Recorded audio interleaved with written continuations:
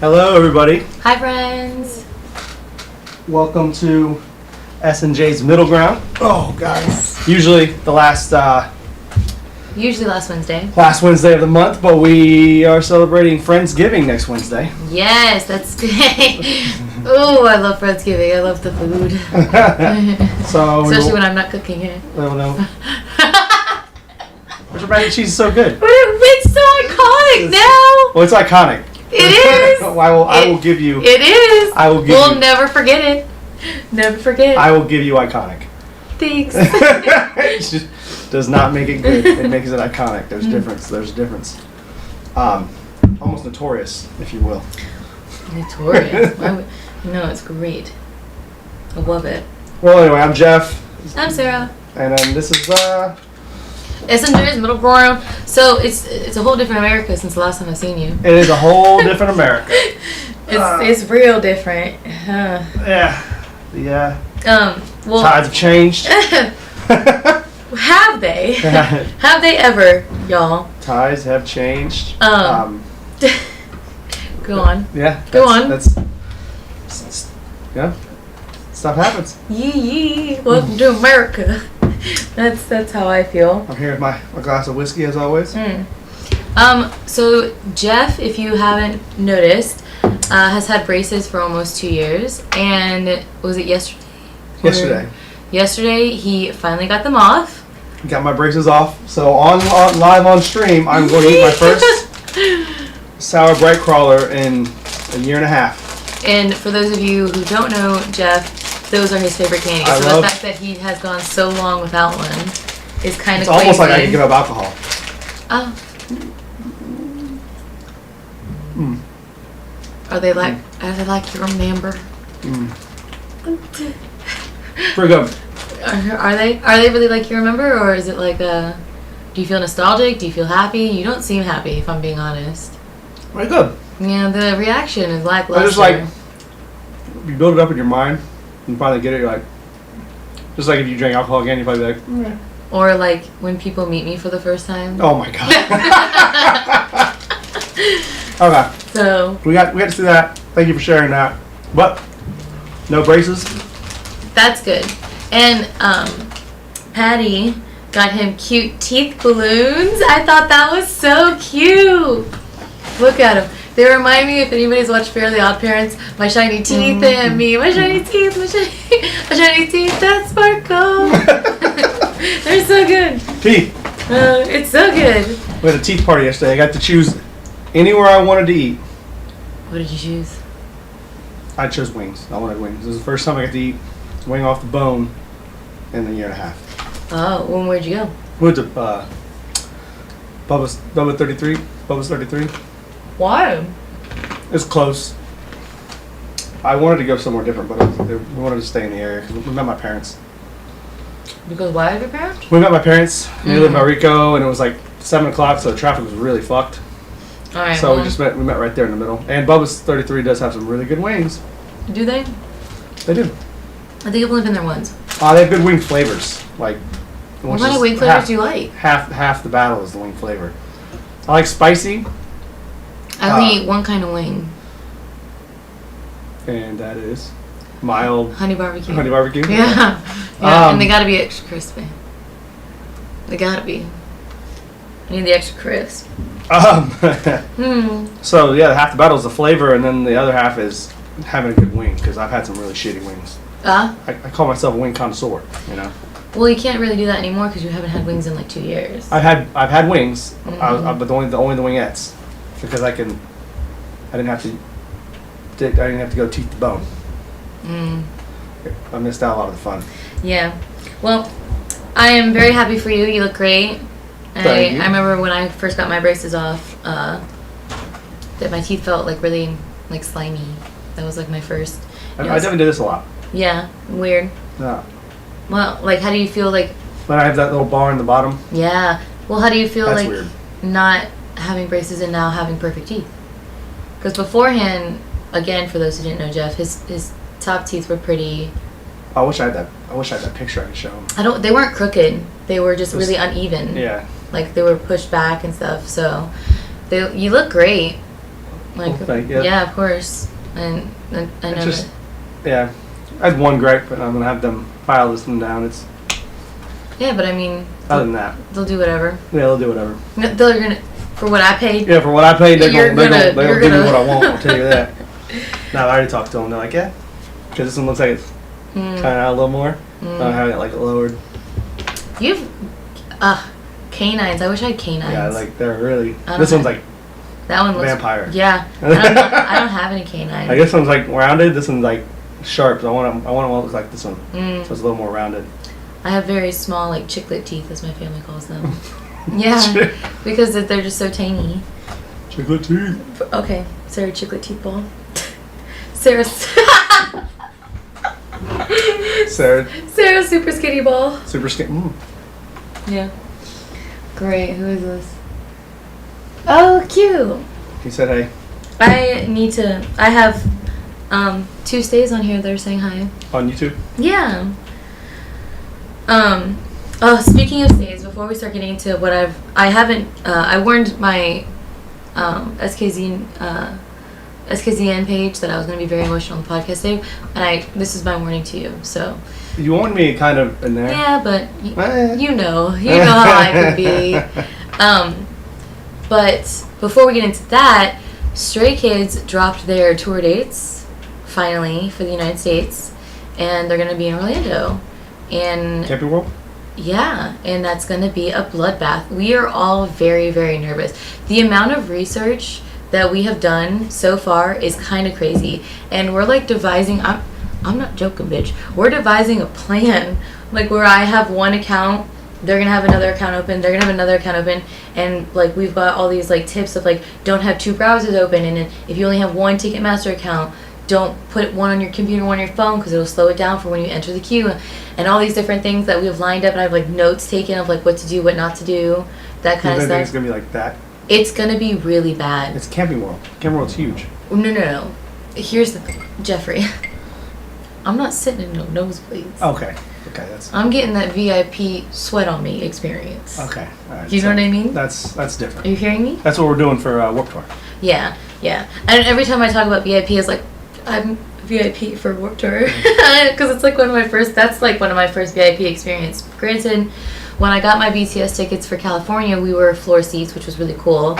But the thing about floor seats is like, have you ever had floor seats before? Yeah, of course. Okay, but my question is, were your floor seats like labeled so that we had like row A, seat 2, or row B, seat 5, or were they pits? I've had that, and I've had both ways. Which one do you like better? So when you go see Kenny Chesney and you get floor, it's called the beach, and it's like standing room only, and it's like they put sand down. And they really pack cool. in like sardines? Not really. Like it's like a select amount of tickets they sell. Yeah, well, that's how it's going to be for us too. And but there's no pit in a country concert, so like. So does it really count? What am I asking for then? Because if you saw some of these videos, I love me a Kenny Chesney concert. But if you saw some of these videos and how these people are cutthroat, it's gonna be. I'm so nervous. It's at 11 a.m. Here's my question: how many tour dates do they have? Oh, okay. So this is another like there's a whole big thing happening right now in Stay Nation in our little community. Mm-hmm. So Stray Kids put out I think a total of like 10 U.S. dates, which is kind of still small. I was gonna say that's not a whole lot. No, but then do you know how much they put out for Europe, for the entire continent of Europe? 6 dates. 6. So like 6 England, dates. Ireland, every country gets one. And isn't that kind of insane? Meanwhile, Japan got like 3. Seoul got like 1 million. So there's this whole big controversy about like the dates, and then on top of that, so they had an album. I'm just gonna, just so that way you can get an idea. So they had one album drop on, let's say, Monday. Yeah. On Wednesday, they announced they're dropping another surprise album. And how many tracks are on these albums? The Japanese album has like 8. This one has like 12. So listen. So they announced they're going to drop up this album, and we're like freaking out. We're like, oh my gosh, we're getting another album. 3 hours later after that announcement, they said, oh yeah, pre-sale's happening today at 7 for these albums. Have fun. So then, that was Wednesday, and then let's just say 2 days later on a Friday, they announced the tour dates. And then they say, oh yeah, pre-sale's going to happen in like 4 days. So like, They're doing a lot. They're doing the most right now. Most. And none of us can keep up. None of us, especially financially. If you don't think I took out some sort of help. Loan. Loan for this. I wouldn't say loan. That's what it sounds like to me. I wouldn't say loan. It sounds like a loan. The stays on my on YouTube said you don't understand. It's not a loan. It is a promise to pay back an amount of money. Let me tell you something. So I'm freaking out because, again, I'm getting VIP, and everybody on that Facebook page that I have, we're all trying to buy a bunch of tickets, so that way we each are guaranteed a ticket, and whatever we have left over, we'll just sell at what we paid. At what we paid to like other fans. Like, we're not trying to make a profit off of anybody, but we want to make sure that everybody that we love has something for somewhere. So the VIP experience, like, one of my friends called Ticketmaster and was like, hey, are you able to tell me how much you think these tickets are going to go for? And they said that minimum is supposed to be like $55 for like nosebleeds, and max for seating, not including VIP, is supposed to be like $225. So we're guesstimating that like one VIP is probably gonna be like $500. So y'all get first dibs because of the fan clubs or whatever? There is a fan club, but you sign up every January. However, this is just Ticketmaster. So Ticketmaster is just like, hey, pre-sale's happening at 11 a.m. and then the actual like general sales happening at 3. However, for pre-sale, anybody can sign up for it. So like, how is this a pre-sale? You're really just opening the doors at 11 a.m. You know what I mean? Yeah. So, granted, they said they kept the pre-sale open, sign up for 3 days. Like, it's still open right now, and you can sign up for pre-sale till tomorrow. And so it's this whole big ordeal, and we're trying to like make sure that we buy enough tickets. So I'm like, okay, well, I have $300 to my name. How am I gonna make this work? So credit's fun. So I'm like looking at like wondering. I like Google if Ticketmaster does the payment plans like Klarna or like Afterpay or like we did for like a payment plan of some sort. And I saw that they had like PayPal was like the most popular one. So I go on my PayPal account and I'm like looking and I'm like, oh, okay, well, like let me just see if they can have like, because it's like it's not a PayPal plan, it's PayPal like a credit card basically. And I've seen those. Huh? Yes, I put those. Well, so I was like, I wonder how much they'd let me have if I like did need to use PayPal like credit and then just pay it back, you know, connect your card to it or whatever. And this is the biggest credit card I've ever had, and it was like $4,000. And I was like, oh, they let me have $4,000, everybody. I got this. Sarah Ball $4,000. 4,100 to be exact.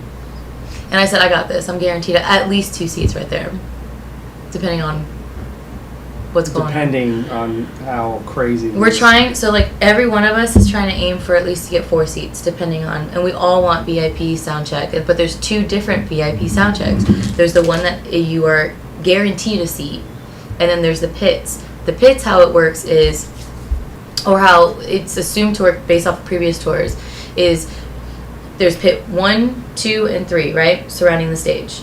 You don't get to pick your pit until at checkout. And it doesn't say if you pick it or if the system picks it. It just says you're assigned a pit or you get to pick something like that at the very end. Like, it's not like you can hit GA pit 1 and then buy the ticket that way. You just hit GA pit and then it assigns you or gives you the option, whatever, as you're paying. If you're going with people and they put you in different pits. Now here's another thing. So you're gonna get these tickets, and since it's GA, general admission, there's going to be women, and I'm not even fucking playing with you, lined up for days, camping there. Because once the day of the concert comes, the workers will come and hand you a number. And they'll be like, okay, you're GA number 1, you're GA number 2. Because you can't just get in there and then bum rush the stage. You are assigned a number, and you walk in a straight file line in that number. Like, you can't run, like, they walk you in there. So women are going to be camping out there to make sure that they get a very low number to guarantee getting barricade, basically. I want to witness all this? Yes, I want you to record document as much as you can, so you can show me how crazy this is. How crazy this is. We can review it on this channel. Well, because I really am so nervous. I actually thought about asking you if I could come here to do my pre-sale, because I don't know, like, if my internet's gonna be fast enough to react to everything that's happening. You know what I mean? What day is it on? It's Friday at 11 a.m. And so you can come over. But I don't want to work till 1, so. My fear is, somebody had kind of said, so I'm not really sure if it really is pre-sale at 11 a.m. because they said it's just more like a waiting room, and then you wait until like 3 p.m. when everything opens. You're just first in line for that 3 p.m. door. Does that make sense? Yeah. So, but then another like, friend of mine, right? And then another friend of mine, it's basically like camping out and waiting for the doors to open. And then another friend of mine said, no, like it's pre-sale, like the doors will open at 11. But again, anybody can sign up for pre-sale. Doesn't matter, as long as you have a Ticketmaster account, you can sign up for pre-sale. But you don't have to have like some sort of like special membership. So it is going to be really stressful. I'm gonna tell you that right now. I would say I've been there, but I don't know. I'm a big Chesney fan, but like I'm not on your lines of. The amount of women that fans. are just so stressed and scared about this is unreal. Like, we're all very, very nervous. There's like thousands of TikToks of women being like, I'm sick. I haven't eaten. Oh my god. Just because like it's just so fucking nerve-wracking and scary. Like, I can't wrap my head around, like, I feel like I'm going to war, Jeff.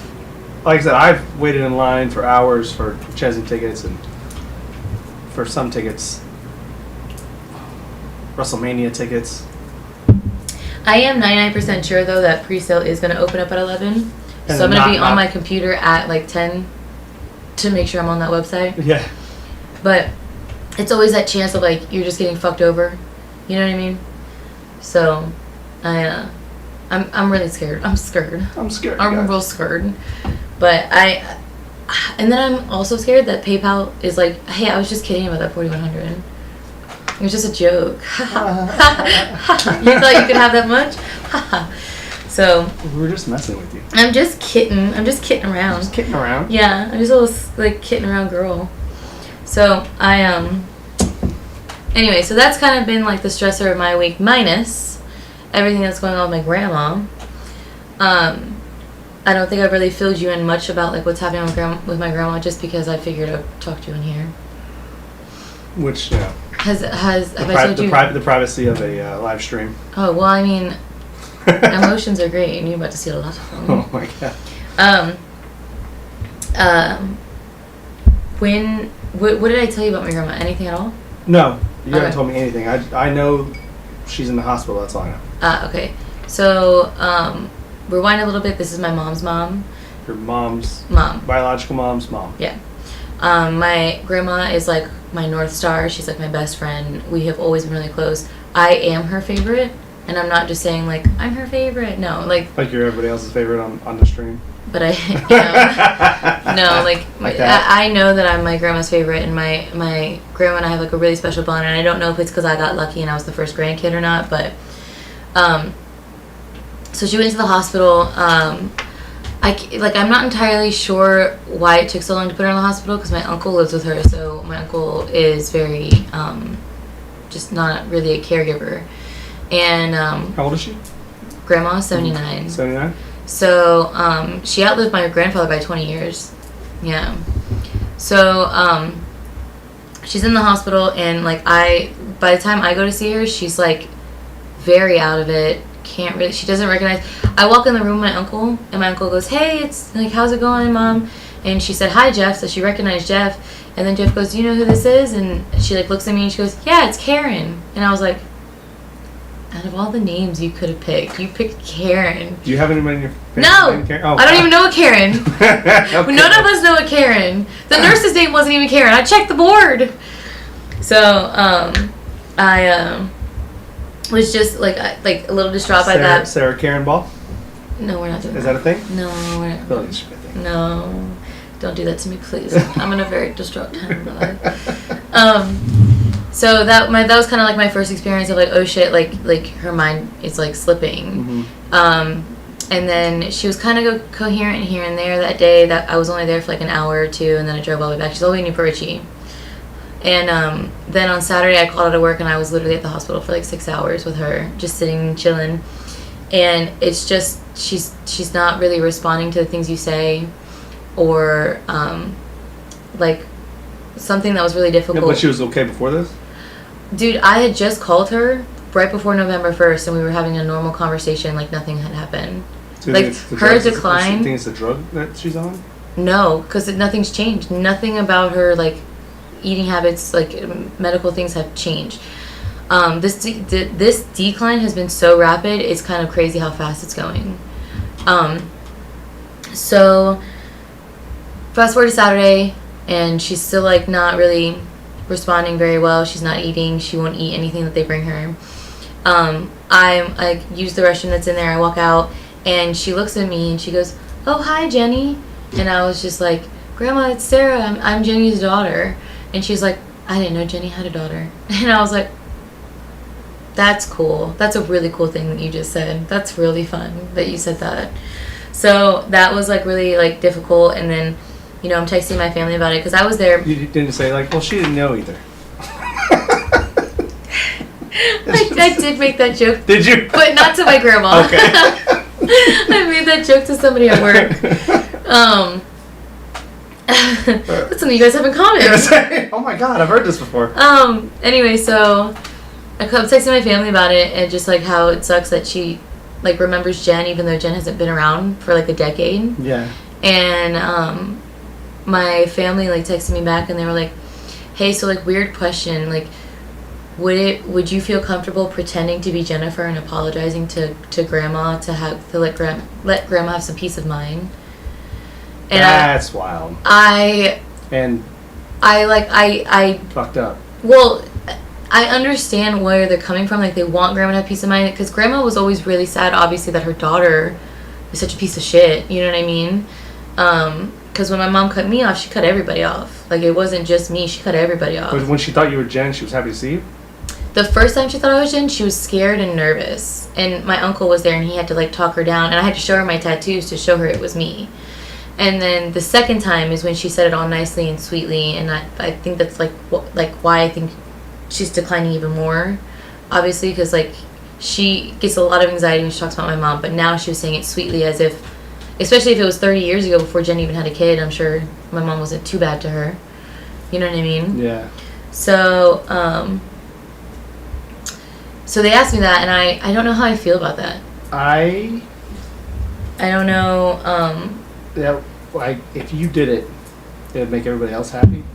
But I feel like it would hurt you more. Well, so here's a couple bullet points. Because you don't get your peace of mind. Peace of mind. So like here's a couple bullet points.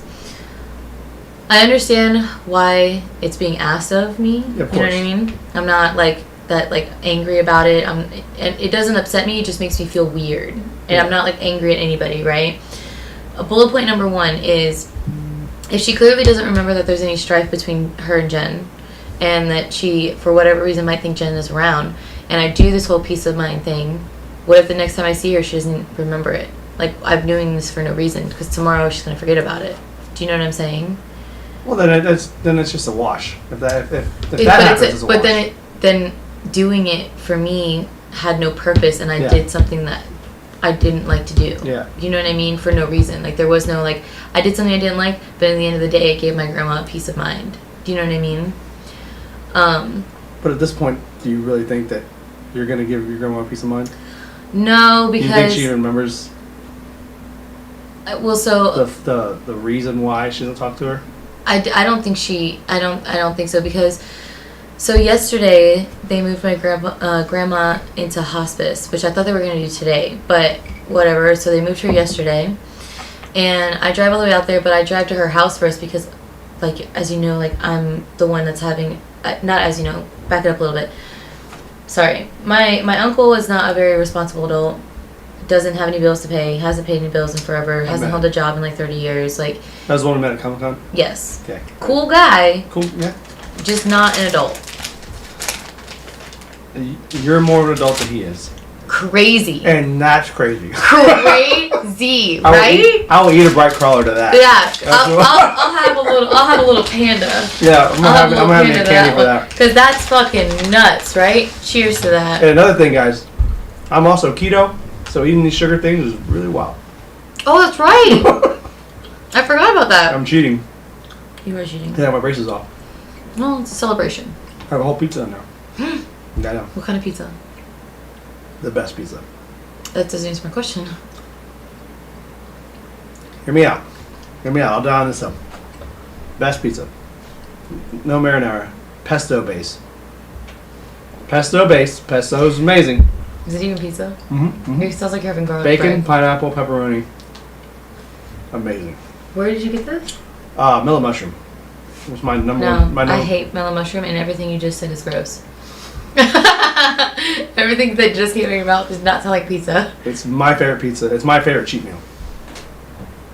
No. There's a whole pizza in there. That sounds, yeah, well, you're not having any. I'm not, don't worry, I'm not going to ask to eat it. I'm not going to ask to have a bite. Don't worry about that. So, that's the. So, I got distracted. sorry. It's not, The Zaw. the first. The Zaw got me. The Zaw. Those are some distractions out there. Anyway, so what's crazier is, so my uncle is the next in line. Obviously, he's the first. He's the oldest, right? Yeah. Because my mom is not around, I'm also with him on the playing field of like making decisions and doing all this stuff. Mm-hmm. However, because doesn't know anything about finances, doesn't know anything about anything, it's actually me that has to do everything. You are the financial advisor to your grandmother? Crazy. I feel like I don't even know her and I should be the financial advisor to her. The thing is, it's like, it's not even... So here's the thing. When I say I'm being the adult about this, it's like today I went to her house, which was like really difficult. Because, like, just... Again, my uncle lives with her, but he has made that house into such So like, your uncle, the one I met. Correct. Jeff. Mm-hmm. Great name. He still lives with her? Where else would he live? We asked him what he's going to do when she passes. Because it's probably going to happen. I don't even know at this point. They gave her. Let me give that in a second. Oh, so we haven't got to like what's like no the exactly diagnosis or anything. So, but when we asked Jeff, we're like, hey, so like, what's going to happen like when everything goes down? And he's like, oh, I'll just be homeless. Oh, nonchalant. Yeah. And I like that he said that to my cousin, which is his daughter, and Rook, the one that you also met. Also met Rook. And I love Rook. So today, when we were talking about it, when I had gone to the house to like get all this important documentation, which by the way, I had no idea what I was looking at, no idea what I was looking for. All this stuff makes me feel like such a child, Jeff, because I'm looking for her Navy stuff, I'm looking for her USAA stuff, I'm looking for her will, I'm looking for anything financial that she has to Should that is all in be her in a name. safe somewhere. Well, she has a lockbox, however, it's overflown so much that it's literally everywhere. Like, she has so much stuff. I brought a giant box to my house right now.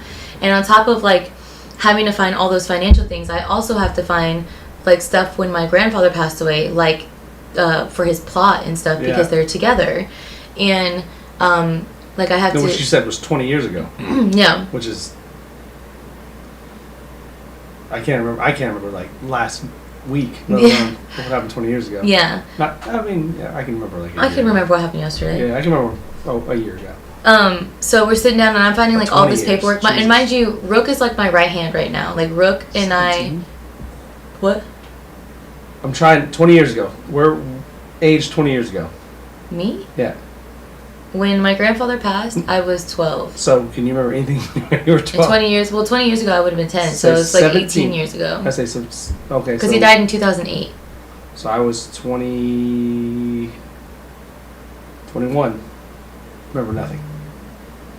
I remember some things, but like, I remember him dying, and I remember this is it, and that's when I went to my emo days. Cut my life into pieces. That was me. That was where it all started. That's where that started. That was the topple right there.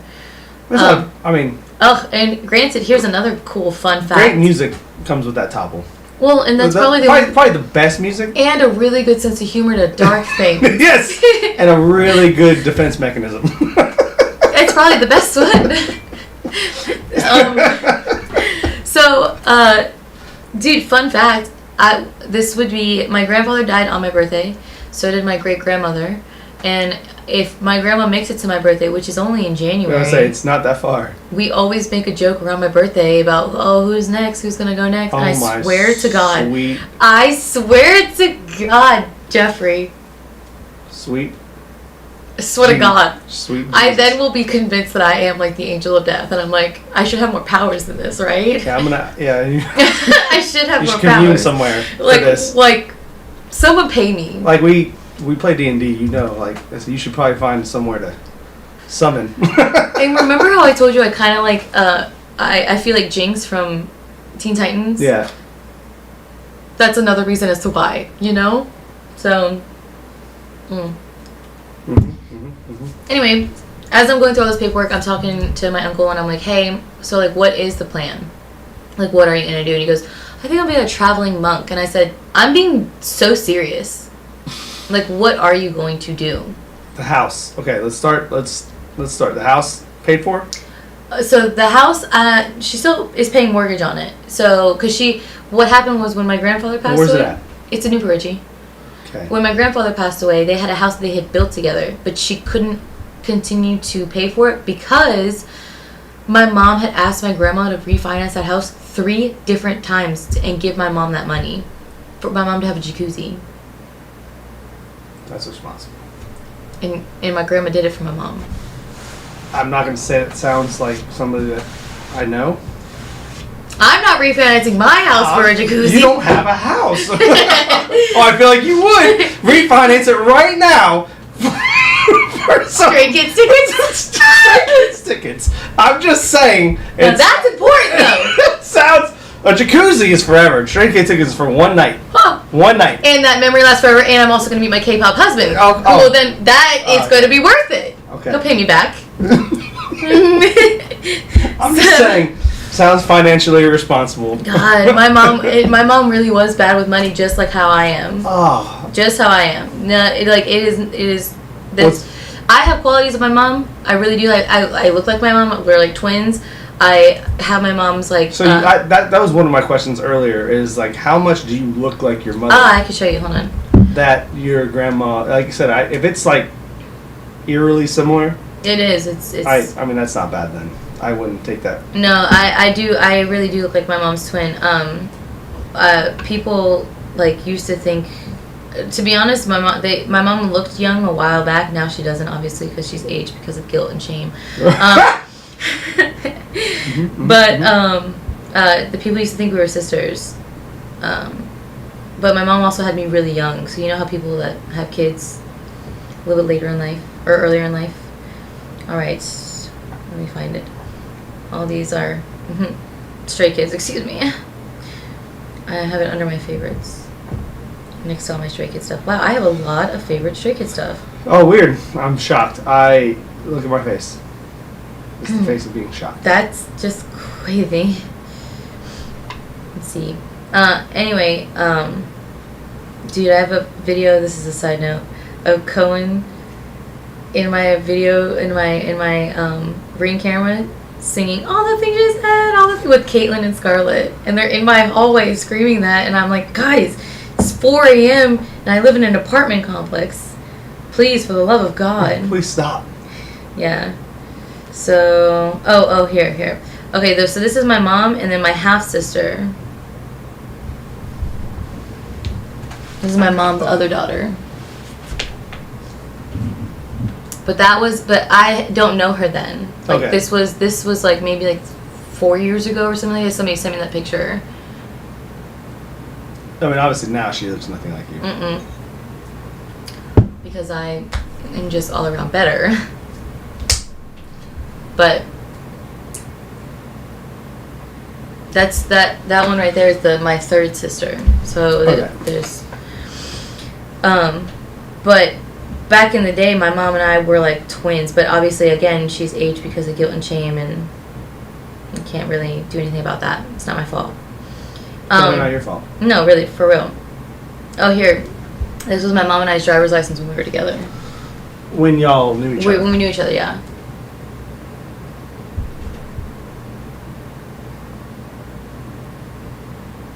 Does that look a little bit more similar? Yeah, it looks better.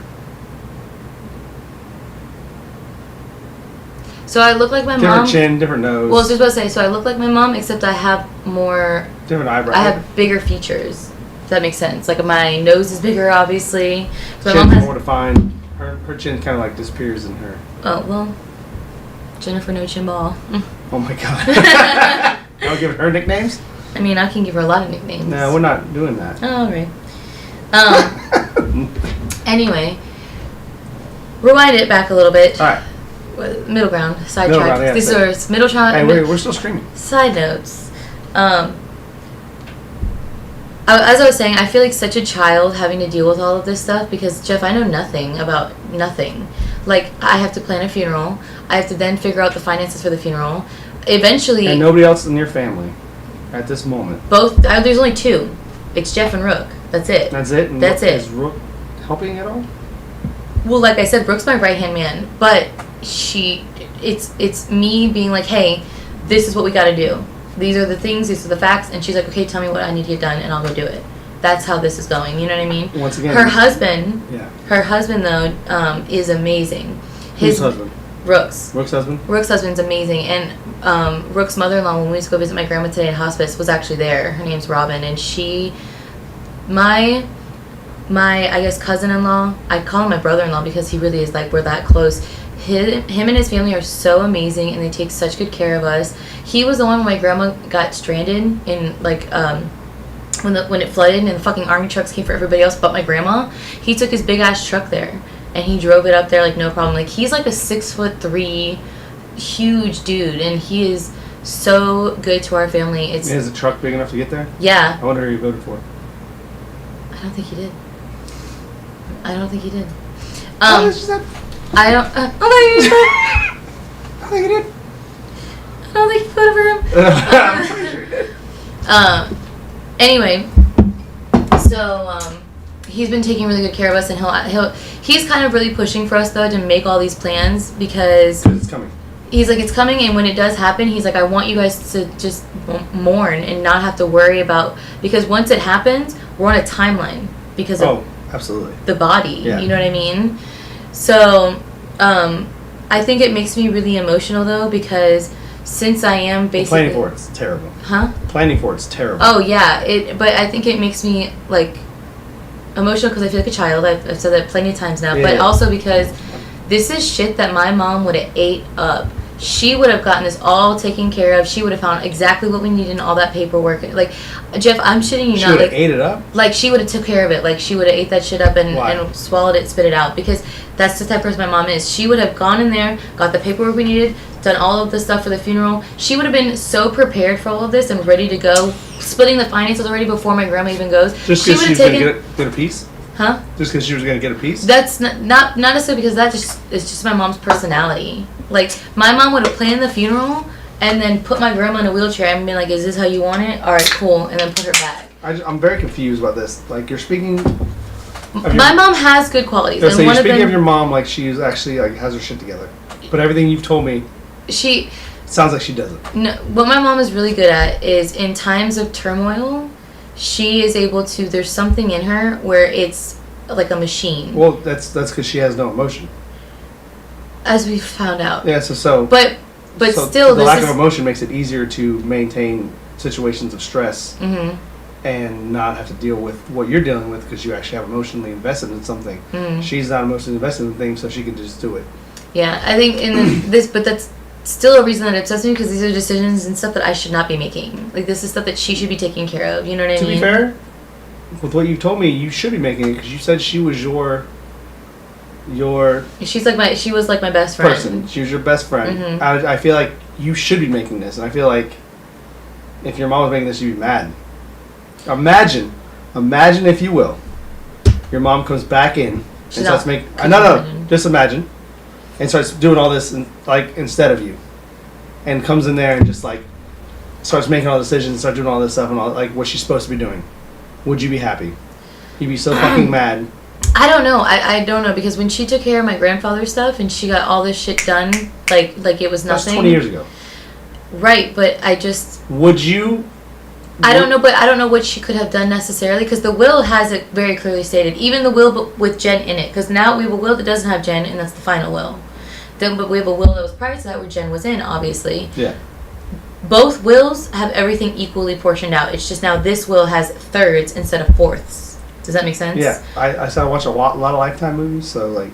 Oh well, when we went to hospice today, we kind of mentioned we were just kind of like, hey, just in case, because my mom is crazy. That's what I'm saying. If you see the crazy in my eye, just imagine it a lot bigger. Well, I know who you are. Yeah, And I know you're saying these qualities about your mother, and I feel like Patty's made me watch a lot of Lifetime movies. I've watched some things.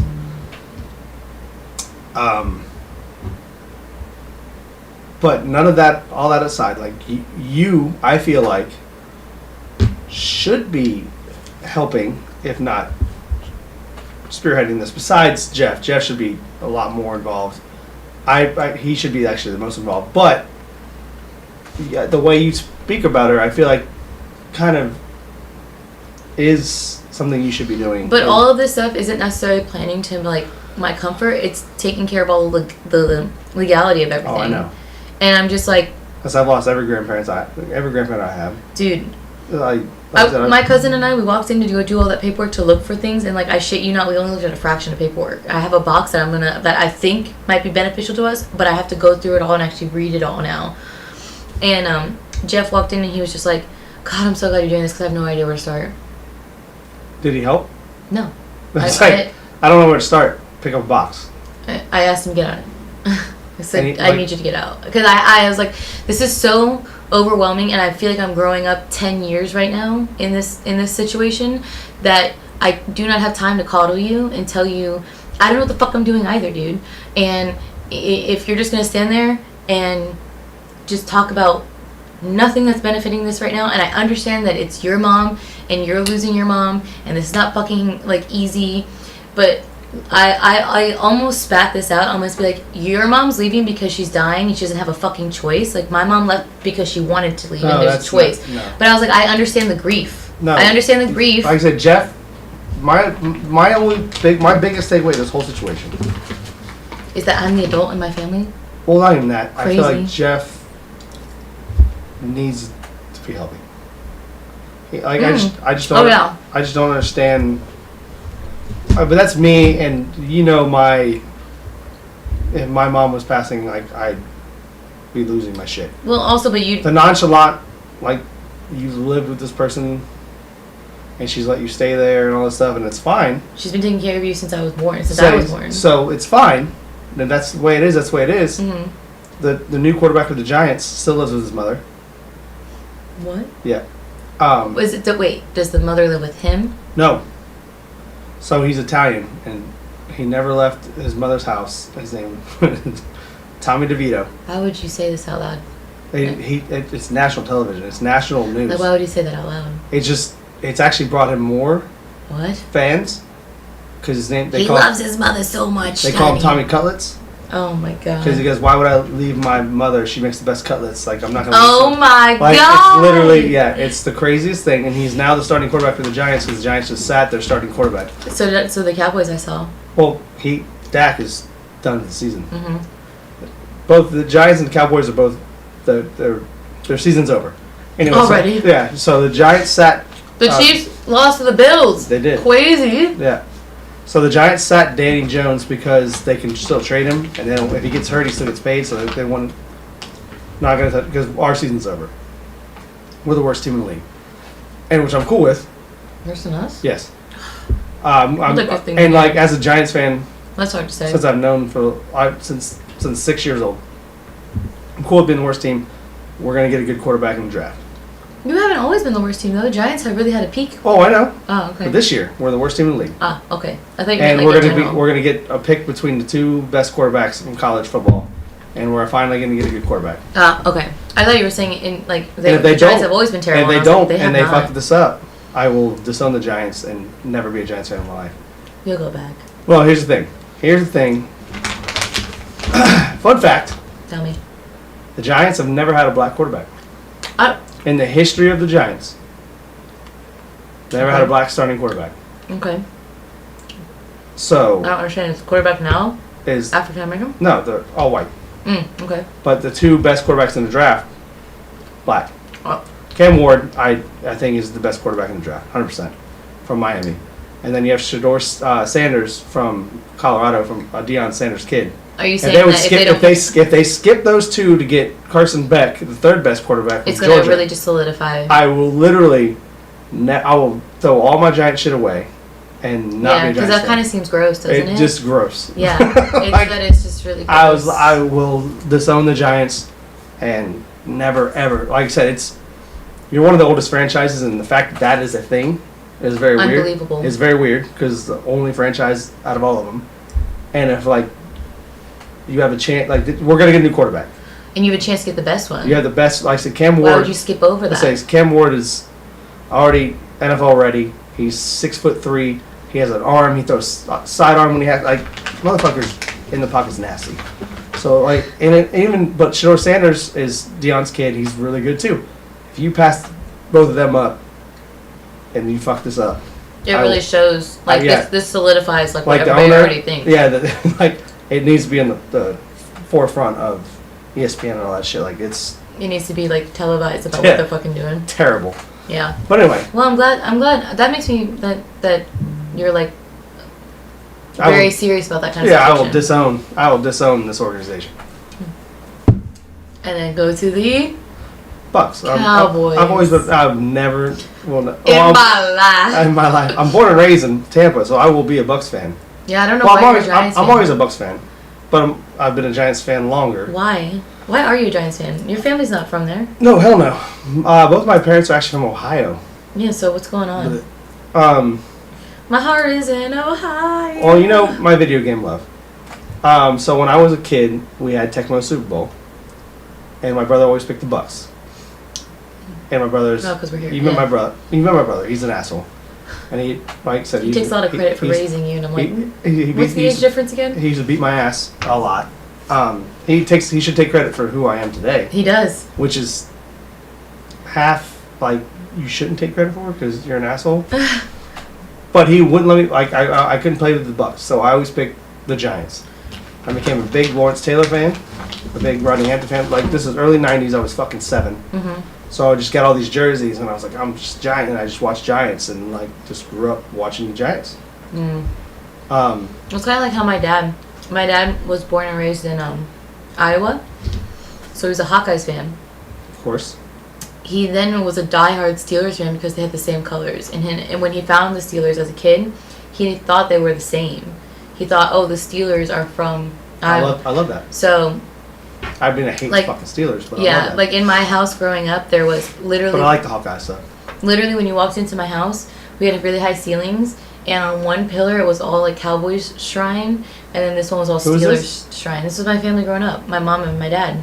Oh, the one you don't like? No, this one just. What am so I hate all the story. My biological dad's a Bucks fan. The story took a shit. The story is the worst, actually. This is the worst story ever. This is worse than you being a fucking Cowboys. Why are you a Cowboys fan? The worst team in America. Because my whole family's from Texas, minus me. I was the first one born in Florida. Okay. So we were raised to be Dallas fans. Like, there's pictures of me coming out of the hospital. You just told me your father was a Steelers fan. The father that raised me, I didn't meet him until I was like 6. Okay. So, but my mom, my grandfather, and all of his family are all from Texas. That was back when the Cowboys were good, so I mean. I was born the last time they got a Super Bowl title. So, again, imagine me being the bad luck. And I'm the bad luck coin. which again, is really lining up with this a lot of things. This whole thing is getting real wild. Anyway. I don't know where we went off. I don't remember where we went off on tangent about sports things. God. Well, okay, so we were talking about what I was dealing with today with Jeff. And, okay, just like that's the biggest thing is like. Yeah. I'm upset with him not. I know, I've met him, so I know his mentality. Mm-hmm. I'm still upset with somebody not being able to. Like, he's cool in the sense of, like, if you want to sit down and talk video games or nerdy stuff, shit that we like, we have those things in common, which is great. But we have to get shit done. Like, I'm aware that I have to pay bills, so I have to fucking go to work. You are aware that you have bills to pay, so you go to work, and then your fiance helps out with the bills. Like, it's just the a normal thing. You know what I mean? But he has been coddled his whole life, so therefore, like, it's just not something that's instilled in him that he ever had to deal with. Like when my cousin was born, when Rook was born, and Rook, Jeff and his baby mama separated, my grandma paid the child support. Jeff didn't even pay the child support. Of his own kid? Yeah, my grandma did. Because how was he going to pay for it? And then he, at the time, there was, because Now, if you don't pay child support, it's like you have to pay a huge amount to go to jail. Back then, it was like if you missed like 3 or 4 payments, they could come after you if they wanted to. Yeah. And how was Jeff supposed to fucking pay for it? You know what I mean?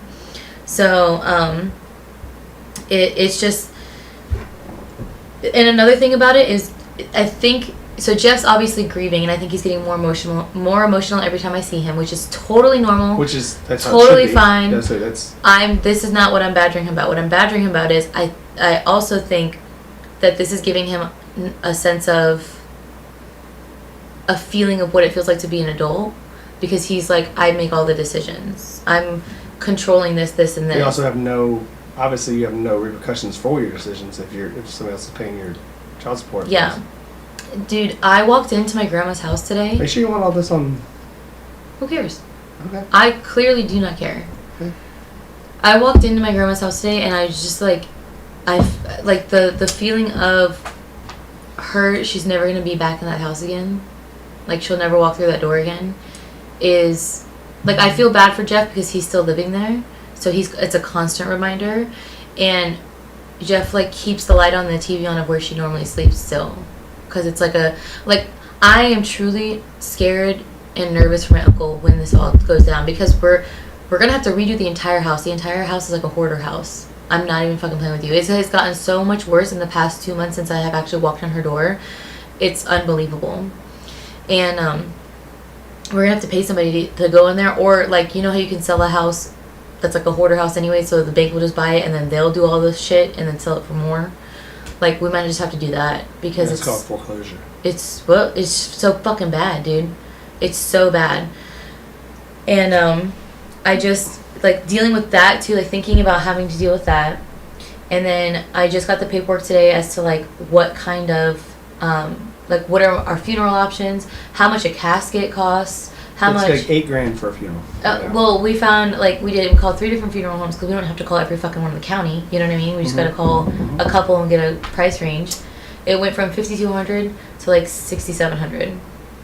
And my grandma swears that she always had money because she was always worried that she would never have money for a funeral. Like we wouldn't have the money for a funeral, and I don't. I truly don't. So she always put money aside, and now I the next time I go to Newport Richie, I'm going to have to ask Jeff for the finances, and that's gonna be I'm nervous he's gonna like fight with me on that. What do you mean? Because he has control, like he still has access to grandma's card to pay for food and shit like that, and like her bank account. So he has access to what she had saved and all. He has access. He's always had access though to her money, and I always knew that I knew that her savings account had been dwindling since forever. Yeah. Since obviously she stopped working. Huh? When was the last Since my grandma stopped working? Yeah. When was the last time my grandma retired when I was like 5. When was the last time she was bringing in income? Well, my grandfather had pension. What's it called? He was getting paid through the Navy because he had an honorable discharge for like medical shit. So they gave him a check every month, and it was like $4,000 or $5,000 a month, and that was like back in 2008. Yeah. And then when he died, she got half of that. So that she's on a fixed income with that Social Security, and then like one other thing she's getting money from. So she's on a fixed income. She gets the same amount that she always has. She wasn't bringing in any income either. She again retired when I was like 5 because she needed to take care of my grandfather. He was getting to the point where he couldn't even walk. So, but she worked her whole entire life up until I was like a kid, and then they were able to have a fixed income, you know, and it paid all the bills and it had left over, you know. So, I don't know. I couldn't imagine.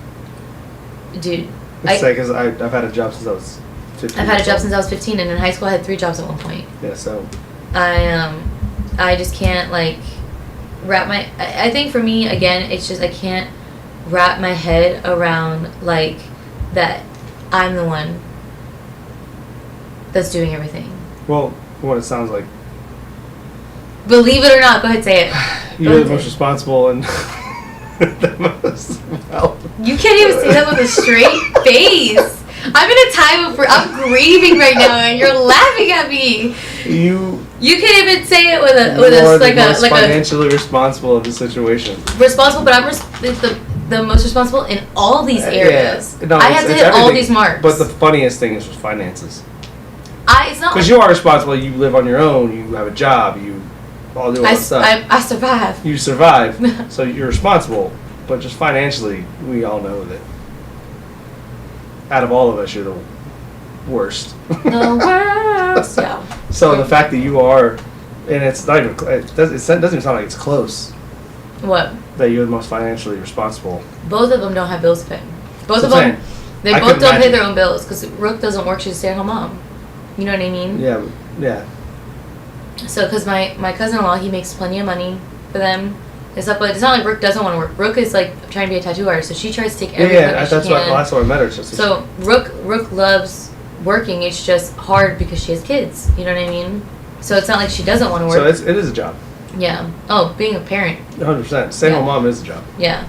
So but dude, I was like, I would never disown that. Like my mom did that for my whole life. Dude, taking care of the kids is a job. And now my dad retired, and she's working. She probably loves it. She hates it. Oh, she's trying to retire. But what's going on? But she has to work. She's working now. She didn't work then. But she has to do. She's doing what has to be done. Yeah. I'm going through all these things, and I'm like getting really emotional about it because like it's like things that she also kept from my mom. Like she kept my mom's like high school diploma. Back in 2017, I wrote a letter to my mom. My mom kicked me out in 2014. You just put all of her shit in one box and just here you go. Well, my mom set my stuff on fire. My birth certificate, all my baby photos, all of it. I changed what I said. You should take all of her stuff and take pictures of it and then set it all on fire. And shit in the box? No. On stream. And because she's so religious, also make it like a cult witchy type. We're cursing her type thing. I will be a part of it. I'll participate. I will participate. I will wear a hood. I'll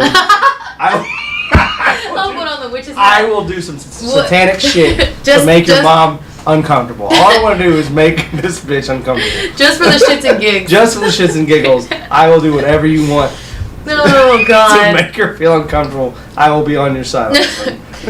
Dude, because, we'll do it in a graveyard. I was like, let's go full in. Go to child's grave. Yeah, we won't even be like nice about it. We would find the youngest one here. Find somebody with her name. Oh! That's good. Yeah. That's find a grave. But it says Jennifer, and then we put like a piece of paper underneath it as a ball. No, I say yeah. Or we get it. We just because we're petty, we buy a gravestone and engrave her name on it. Absolutely. Like I said, I'm in for like the extreme pettiness. Like we will find I feel like we can find a Jennifer Ball easily. Yeah. Google within like this vicinity. Like within 50 within miles. Traveling distance. Yeah, within 50 miles we can find a graveyard with Jennifer Ball. Dude. And we can have a fucking seance. Seance and just destroy her shit. Dude, I could have Susie curse it. Oh, big time. Just the name. Do you remember? Like her ex-husband curse that shit? That's what I'm saying. Like I feel like we could I mean, we won't do anything because we're on camera, so like I would never do that. I would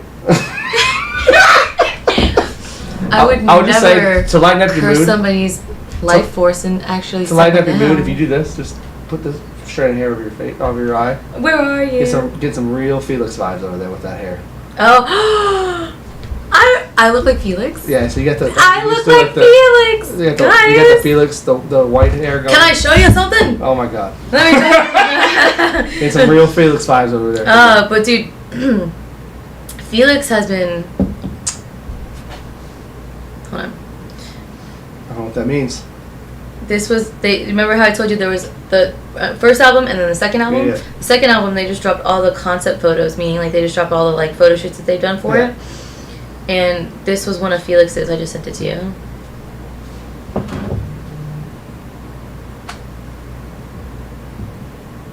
He's a pirate? Come on. It's very piratey. Tell me that's not good.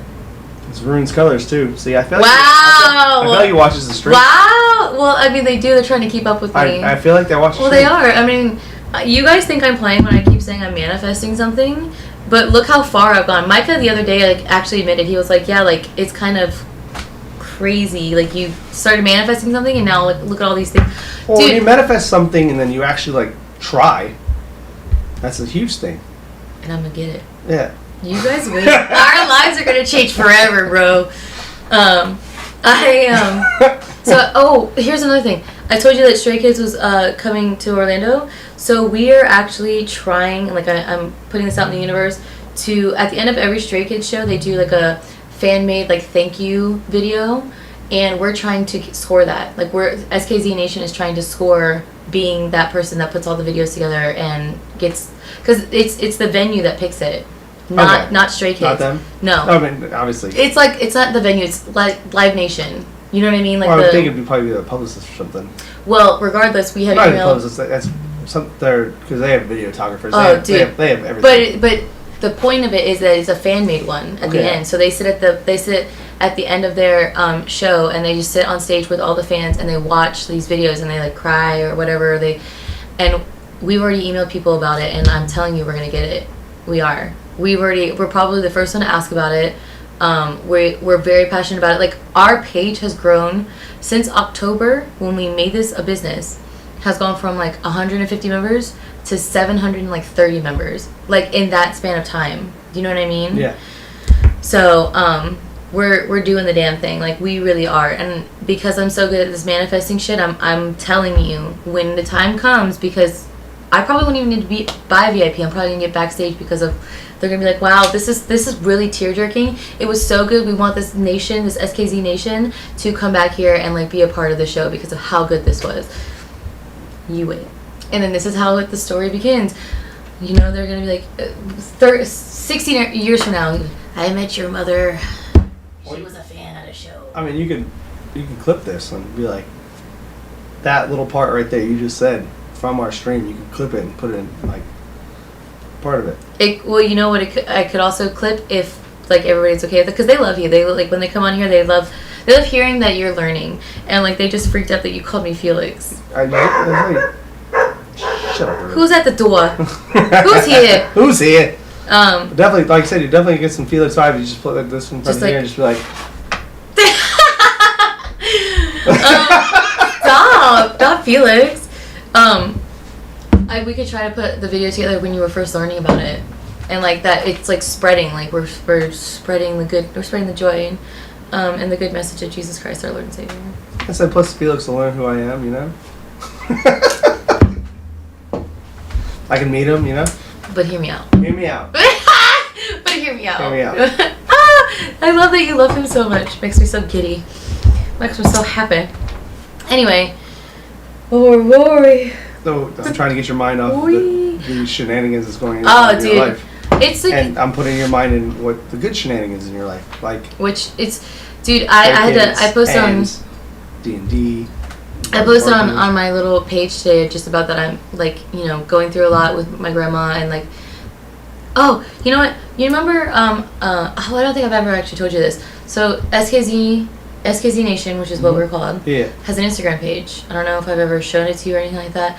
So the Instagram page is literally run entirely by me, and it's blogs that I write. I literally just write blogs. And the last one I wrote about was mourning to solace, but it was mourning like you're mourning something, not mourning.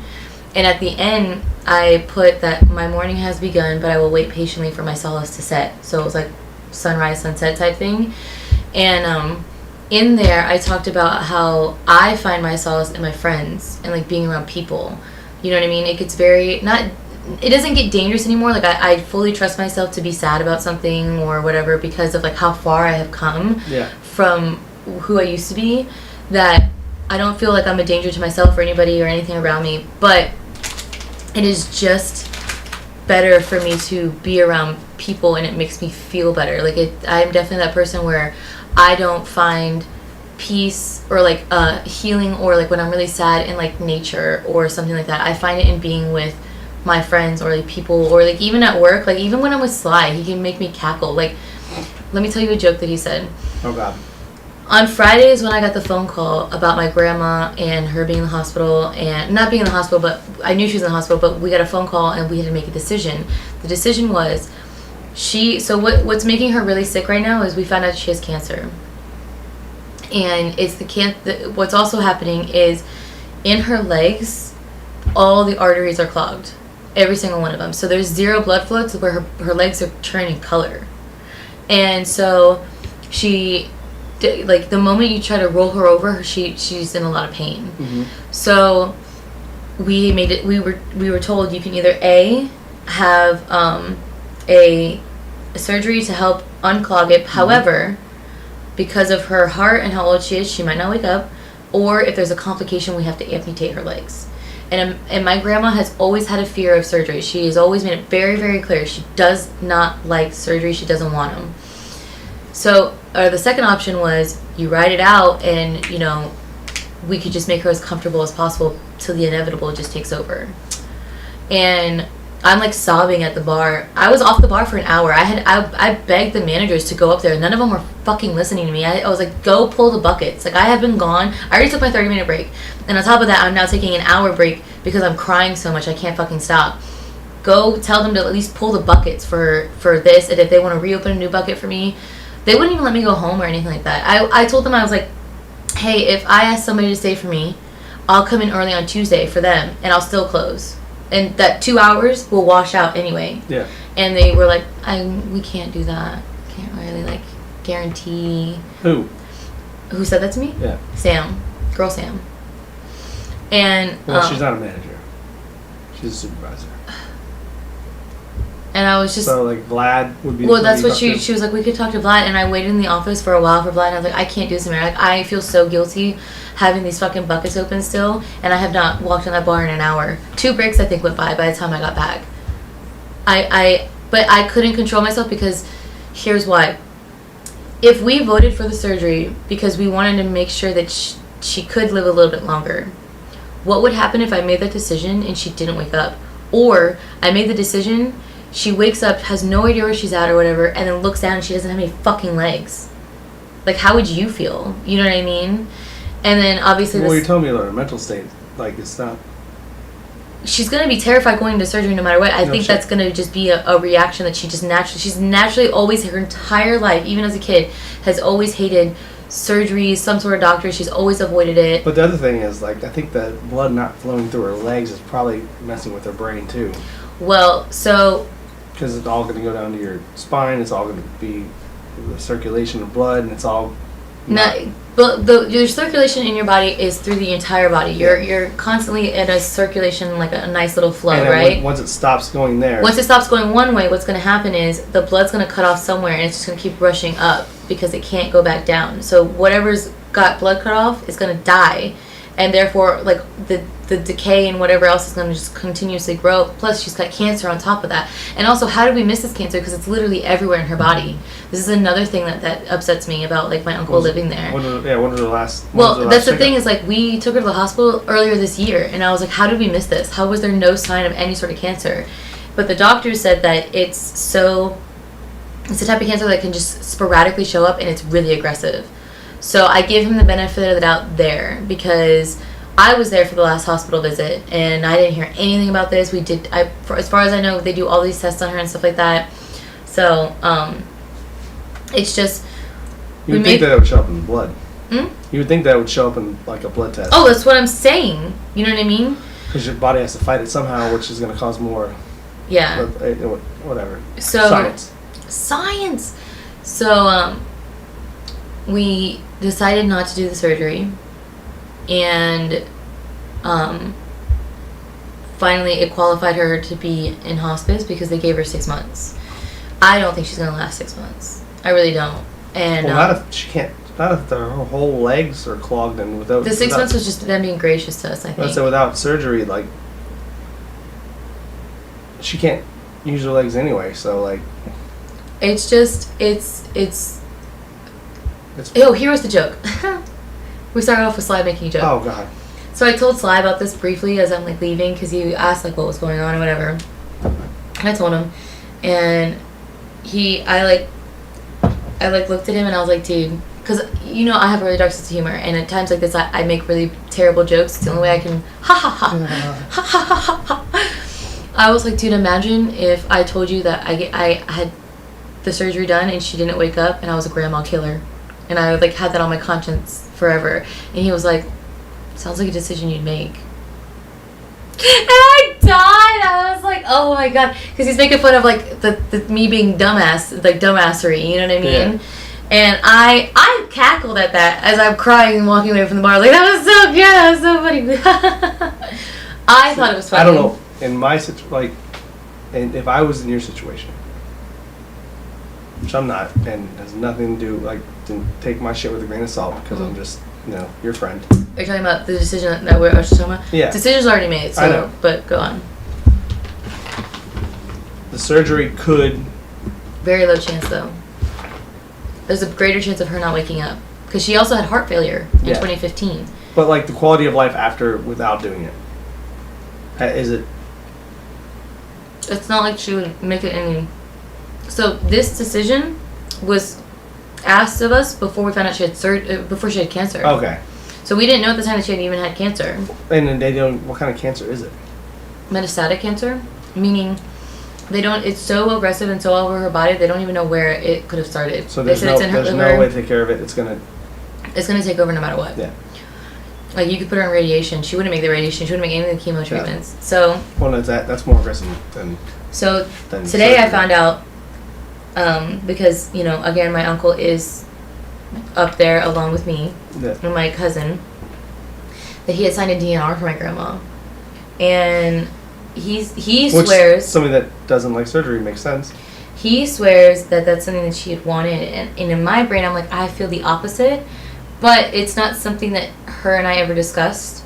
And also, I have paperwork at home that I'm going to try to look through and see if there's anywhere in there that she had said, like in her will, if maybe there's something specified in there that well, if you find her updated will, that is one of the biggest things on an updated will is that. DNR or not. Yeah. So I'm gonna look over that, but I'm pretty regardless, sure it's one of the answers. Oh, I think so too. But I'm going to look over it. Regardless, though,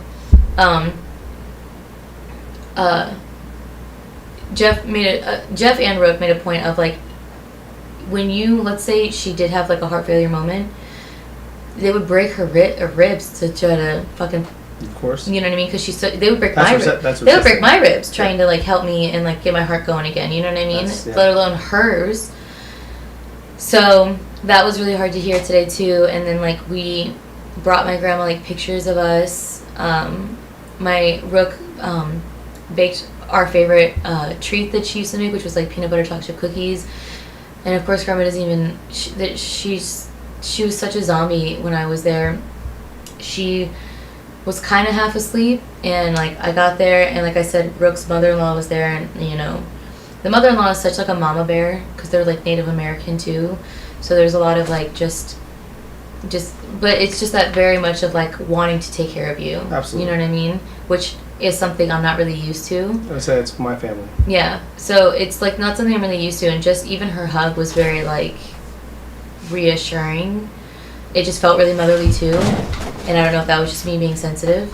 But as I was leaving, like my grandma opened her eyes and like I'm like telling her that I love her right now. I'm like, oh, I'll be here when you wake up because it's not like she's gonna know anyway. And I kept telling her I love her, and she started getting emotional. She's like, I know you love me. I love you too. And I just know that she's like, she knows this is it. And she's so scared. She's always been really scared of dying. Like there's been times like when her heart failure happened, I had to convince her to do something about it. Like I forced her to go to the ER. That wasn't even like a question.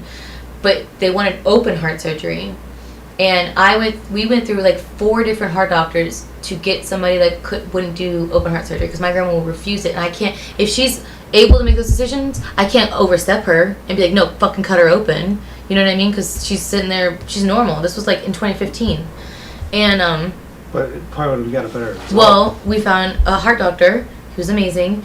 And what they did was it was a very... not invasive? Yeah. It wasn't invasive. I don't know how else to say that. And they it's called non-invasive? It's called non-invasive. Uh-huh. So they like cut a slit in her rib cage.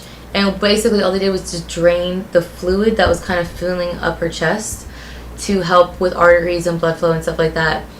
But during that time, she was sobbing and terrified and scared, and I walked her literally all the way to the door of where they were going to do the little surgery or whatever you want to call procedure, and she was crying, and I felt so bad, and I started crying. Like I didn't cry until I left her, because I wanted her to know, like, it's not even that big of a deal. It's really not. And then as soon as they went through the doors, I started sobbing down the hallway of, like, the hospital, just because it's like, you're watching somebody you love be so terrified of something that's just inevitable. Like, this is inevitable for all of us, you know what I mean? Of course.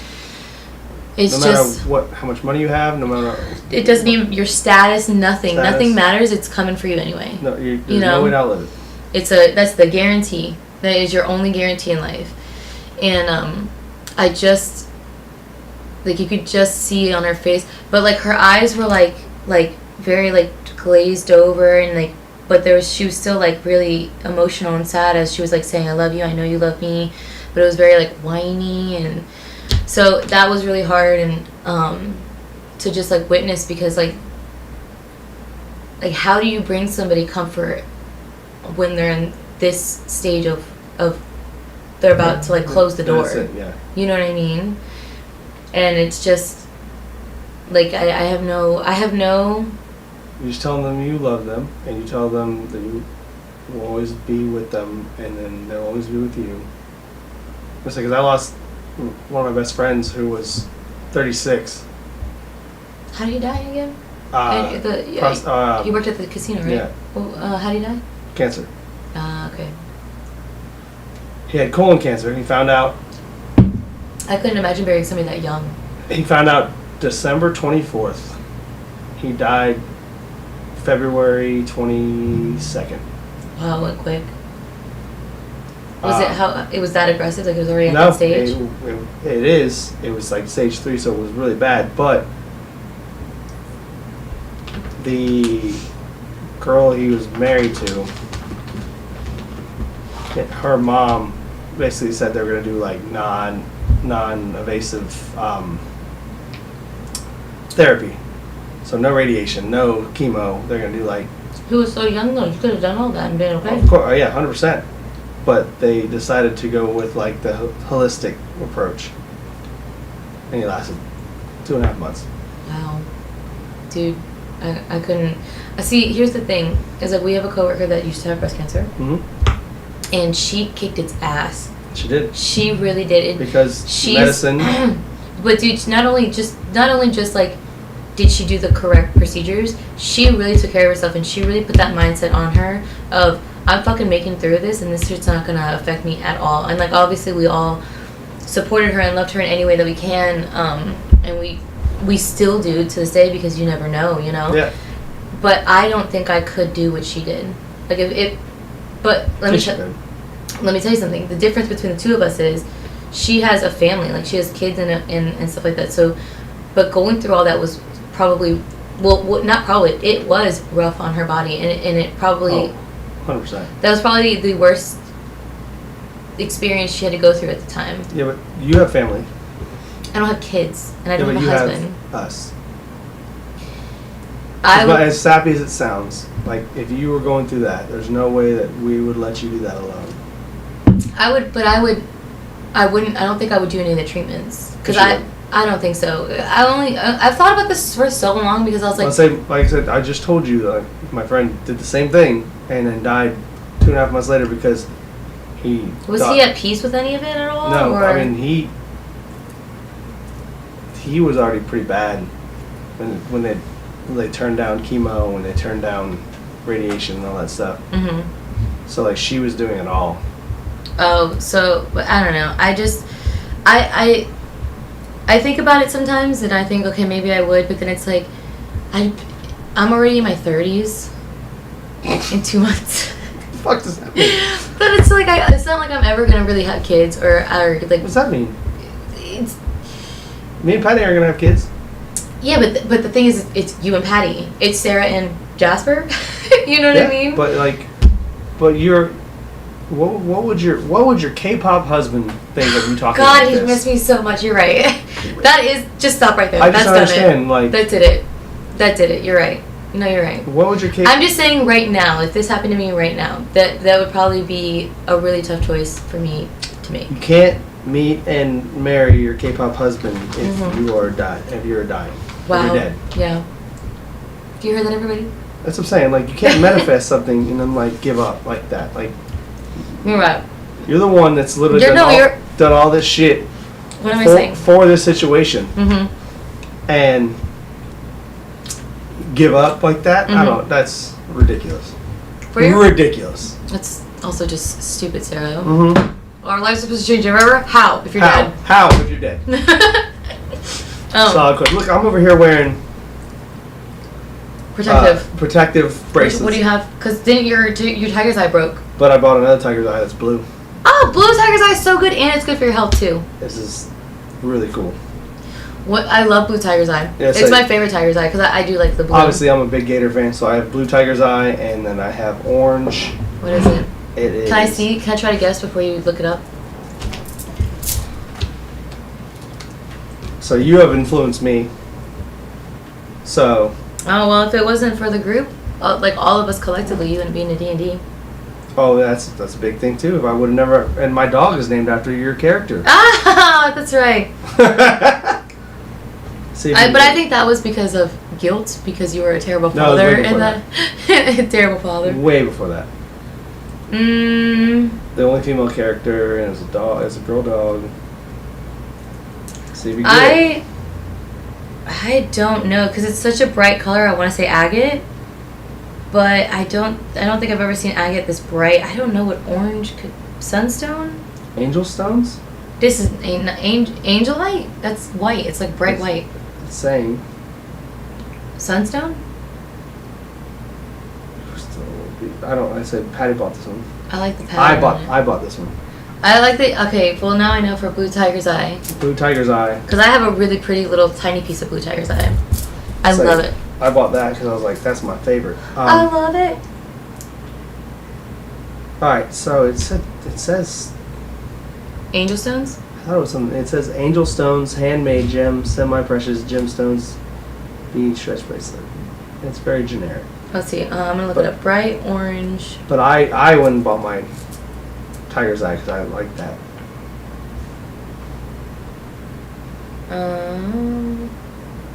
Just says angel stones. Oh, that could be fire opal. It has really bright orange hues and it has fiery undertones and also pale in it, like pale tans in it. It's probably fire opal. Yeah. Oh, that's kind of cool though. That's really cool. And as an air sign, I know this is gonna sound stupid to you, but as an air sign, your like earth signs and water signs go really well together, and air signs and fire signs, which is Patty's fire. Well, no, I looked up a lot of those because Patty's fire, I'm Wind. air, so I blow her energy and. For real, and then she's an Aries, and as an Aquarius, that's what those two signs are really opinionated, and also you don't say. and they're both really independent, and they're both hard-headed. You don't say. Well, the thing, I dated an Aries, but he was a child at the time when we were dating. So he was more of just like still learning about himself. While you two are, fully who you are, and you're going to just be who you are. You know what I mean? Yeah, so, neither one of us are going to, I would hate to say it, neither one of us are going to change. But I mean, you've been dating for so long. Like, what is Almost that? 10 years. What does that matter? Yeah. Anyway. Anywho. Where did we go with this? What was this about? Your family the cancer. Huh. The cancer. I was trying to get away from that. But anyway, so yeah, I've dealt with this with a best friend that lost it a lot faster because cancer sucks. I think it's just when she's physically not here anymore, it's really gonna, like, it's already hitting me, but I think it's really gonna hit me like a wall. I used to say before I went to the facility that if something happened to my grandma, you'd have to hold me down because I'd be so distraught. Now, today, I feel more like I could handle it as an adult. Like, I'm going to be very upset. Well, because you know it's coming. Oh, yeah. So you're making your peace with it, and you can slowly, you can... Like, I should consider You're mourning myself... now, and you get to talk to her. and mourn because you know it's coming. Yes, I should consider myself lucky now because I'm able to, I know it's coming, and therefore I can do what I need to say my goodbyes. And It's not like I said, losing someone in a car accident or something like that. Oh, dude. It's way, like, you don't get to say goodbye and you're going to live the rest of your life without. So sudden. Mm-hmm. You live the rest of your life without being able to say what you want to. Yeah. At least you have the time to say goodbye. I was going to say, listen to me rhyme. Stupid. No, but you have the time to say goodbye and make your peace. Mm-hmm. So. Oh, dude, I just noticed. It's kind of a blessing. I just noticed that when I was talking about my blog posts, people said they love my blogs, and I am an amazing writer. Thank you so much. My fans were so good to me. Anyway. Okay, so let's just talk. Here's what I'm going to do. I'm going to talk about a little bit of the topics that I hit on in my blog post, and I want to hear your opinion / say on it. So I told you that my recent one was about mourning, and in that one I talked about it almost feels like a sin to be mourning my grandma while she's like still around. Like I was writing this blog post while I was like she was laying in bed, and I'm like talking about mourning her, and it's just like it made me feel guilty. At that stage is. Yeah, you could mourn something, like I can mourn a loss of a relationship, you know what I mean? Like you can mourn something even if it's... I was saying, that's ridiculous. Like if somebody's like literally dying, like I said, my friend was dying and we knew it was coming, so it's hard, you can absolutely mourn something that's like literally still there, but you know that they're not going to be there long. So during this post I also wrote that, I had somebody tell me, it was like a Reiki master, they told me they like did my energy, so they worked on somebody else's energy and it took like an hour, which is normal if you have like blockages or whatever you're meditating. It took her 10 minutes to work on mine, and she was like, you are so balanced, and like you seem so like happy, and like everything seems great except your mind, you like thrive in chaos, like you're all over the place, scattered all over the place, like. And at first, I was very proud of that. I was like, yeah, I thrive in chaos. Like, what was that about? But then I took the time to think about, like, is it just because I've always had a chaotic life that it's like a survival kind of instinct? You know what I mean? You know, like, I didn't know if, like, now I should be kind of upset. Because I didn't think there was anything wrong with it. I was like, yeah, okay. Like, are you telling me to change that? Because I don't think I should. You know? I think that... It's a good defense mechanism. Well, and I mean, but... It's not like you want to. No, but I also feel like I don't know. I've always had something going on, and I've always been really busy, and my life has always been really kind of crazy and chaotic, and it's just, imagine a calm Sarah. Imagine if I was just... There's no such thing as a calm Sarah. That's what I'm saying. Imagine a Sarah in the calm, which means she's going to create chaos. Like, I'm going to get bored. Yeah. You know what I mean? You're going to be bored of being just stationary, and you're gonna create chaos. Yeah, like I just chaos as in stress. Yeah, you're gonna create stress. Yeah, but I mean, it's also like fun and entertaining. So, but that was something that I talked about in my recent one. You need to find video games. You need to find something. I tried, but video games hurt my eyes, give me a headache. I can't do it. I really can't. And as you could tell, I was not interested. Hence why we're here. Hence why this podcast has completely changed. But this podcast is so much fun. It really is. I just want to say it really is one of the things that I look forward to every month. I really do enjoy doing a podcast. It allows us to spend more time together, but also I like to just talk to my friends about like different topics. Like it is something that I really enjoy, you know? Yeah. And you definitely came out guns a-blazing on this one. I told you, I warned you. Yeah, I warned my friends too that there was going to be a very emotional podcast, and then I even said on the thing like, I don't think he knows how emotional it's going to be. It's not really. I mean, it's emotional, but it's still. I'm very. Still surprised. I'm very surprised that I'm not sobbing in front of you. And I feel like I'm trying to break tension. I'm trying to change your mind and then go back to it. That's just not like a nice little break here. Yeah, like let's not dwell on the things that we can't change. Things we can't change, which is perfect. Yeah. Which is what I live my life by. And that's what I try to tell other people. Is like, you can't, especially my significant other. She stresses and anxiety about so much shit. I'm like, what what about you stressing right now and bringing that much emotional downtrot to your life is going to change the situation you can't change? Yeah. But I mean, it's just in her nature. She worries because she wants the outcome to be good, and then she stresses about what if the outcome isn't good.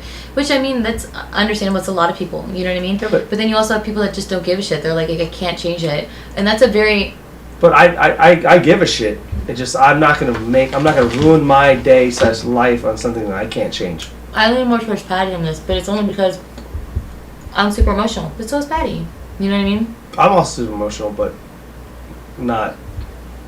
Because Not we're as both much as Aquarius, so like the fact that we're so different in a lot of things, and this whole middle ground thing that we're actually running right now, and we're both the same It's signs. two Aquarians I'd say that are so different. That's what I'm saying. It's very weird. That's another selling point in this. We're both Aquarians that have It's completely different, almost like. You're not even a cusp baby. Like we're both like middle Aquarians. Very middle Aquarians, and like we have so many different opinions on everything. But I will say, because people always ask how this podcast goes, because like they know that you and Jeremy sometimes argue because of difference of opinions or whatever. Yeah. So they always ask me how it goes because you go around telling people I'm argumentative, and I'm not. And Micah said to me the other day, and I was like, I'm not. As I'm arguing that I'm not argumentative. I have a bit.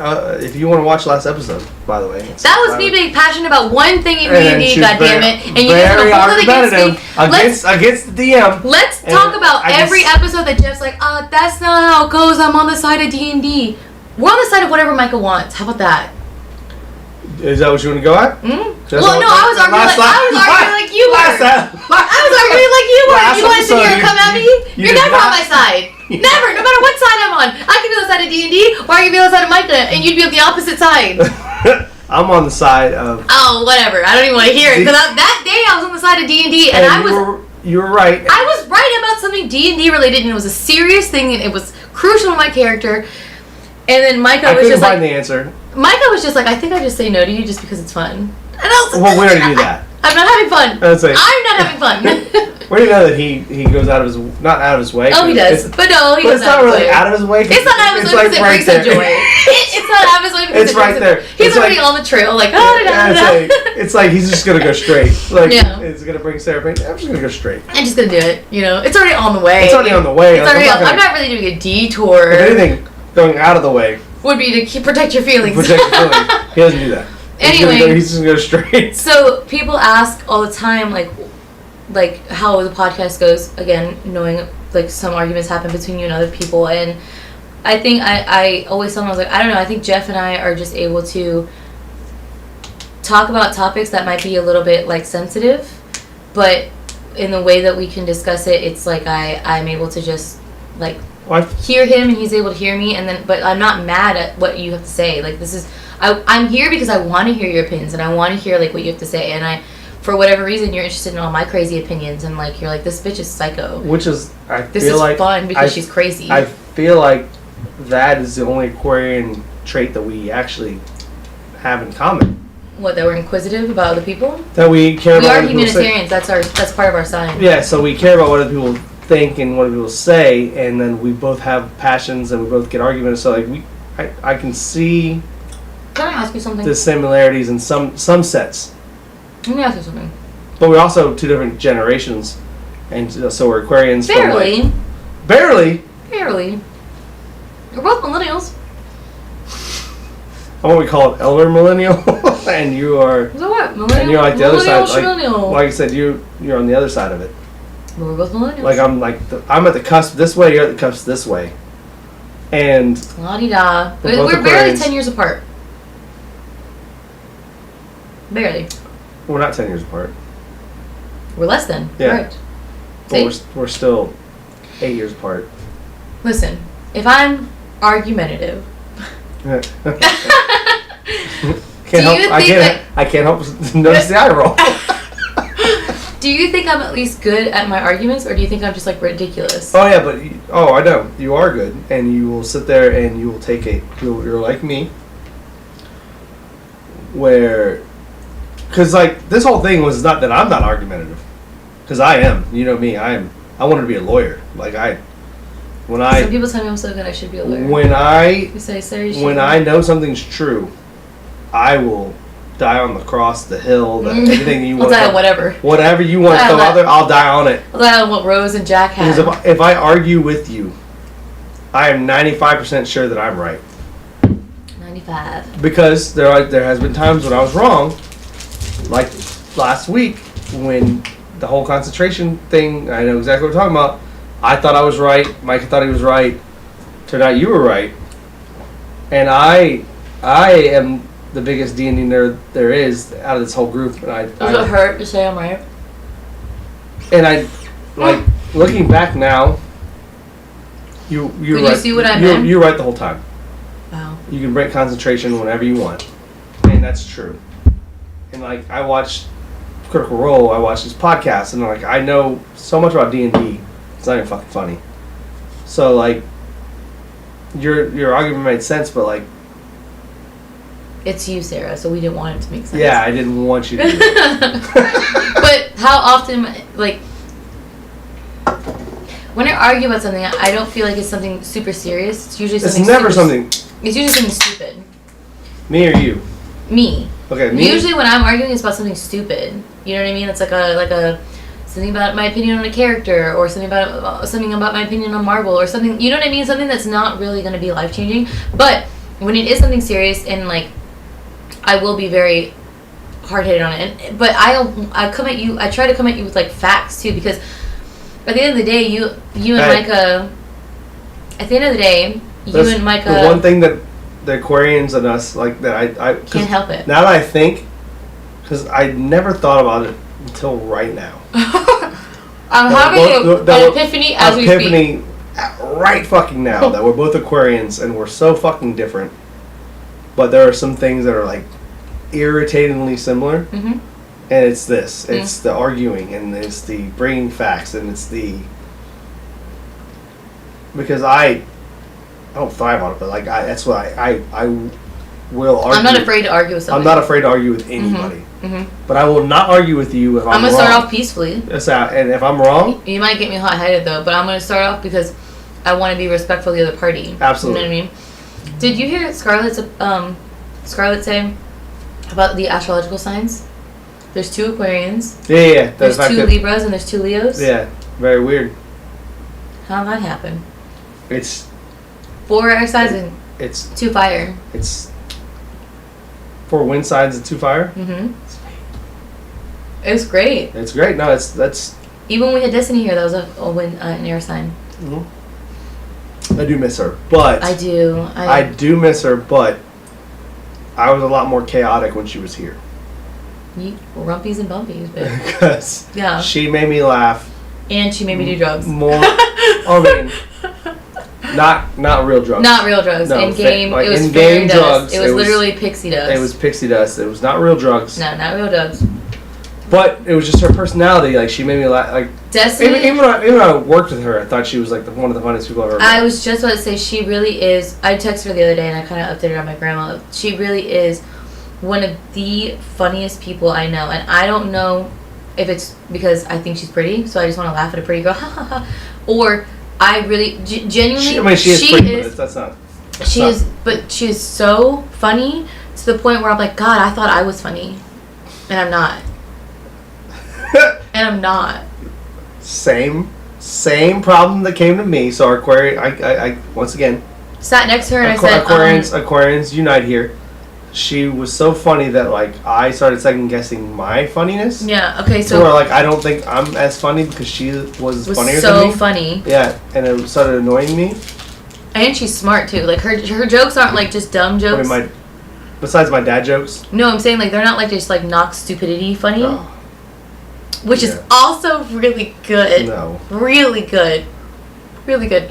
Hers were an intelligent, oh my God, that was really fucking good. No, she said some really funny shit. Oh, dude. And like I said, I was second guessing whether am I actually funny? Am I this funny? Because no, I know every time she talks, she laughs. I'm not. She'll laugh. I know I'm funny because I get people to laugh because I say dumb shit, but smartly. it just, like I said, she was funny, and I would spend time talking to her and just getting just laughing and not being. Our trip to New York. Not being bro, fully invested in the story. So I'm not 100% mad that she's not part of the D&D group anymore. But I miss her. But I do miss the amount of fun I had. Yeah, in that short amount of time. In a short amount of time. When we went to New York, that was the first month I was sober. We went in July. I remember July 1st is when I stopped drinking. I remember the whole trip.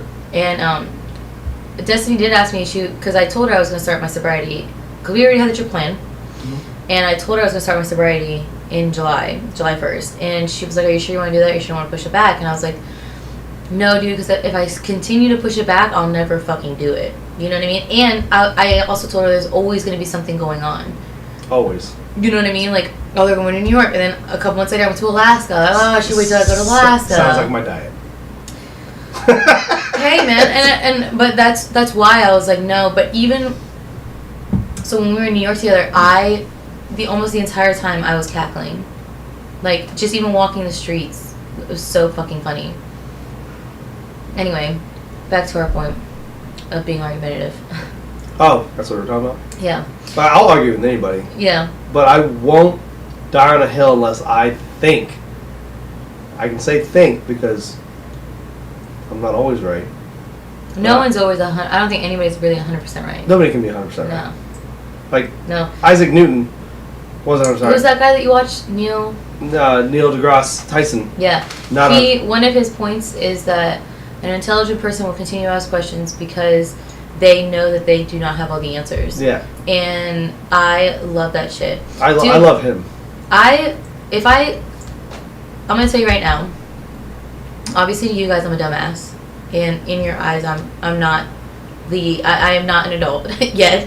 That's being a dumbass and not being an adult are different things. I know But I feel like you're growing up in front of our eyes. Crazy. I think in my world, you and Micah are very. I wouldn't say I think you guys are old, old or whatever. You're not, but you're not that much older. What I'm saying is, I think you're a lot wiser than me because of things that you do that are more adult than me.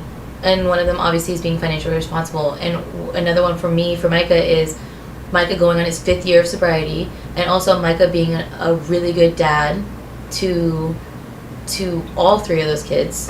Micah no matter what he says. No matter what he says. He loves his kids. He loves his kids. He loves his kids. I think the dog's still alive. I think the dog's there. And I'm going to ask Brandy for confirmation. I actually kind of need confirmation. I've never had a dog. I kind of need a picture right now, real time. Yeah, in fact, I'm just going to FaceTime you right now. Yeah. Anyway. I cut that out last episode. God! There was so many things I could have... Anyway, yeah. But also, him being a husband and stuff there's things that you guys do that, in my mind, I'm okay, they're a lot wiser. They know and expand, they know more than me. Micah's always aware of, when I'm upset, which is great, but I also am easy to tell, when I'm upset because I wear my emotions not just on my sleeve, but everywhere. Just like Jeremy. Yeah. Oh, my God, Jeremy, because you can't tell when I'm upset. I hide it. Sometimes I can tell if you're extra quiet and you look a little stern, but that's just it's not upset. That's just me freaking out that we have to get fucking this shit rolling right now. It's not upset. When was the last time I don't. You get upset when you and Jeremy fight because it's not it's fun for you to fight. Well, but it's not that. Okay, I don't get upset about it because.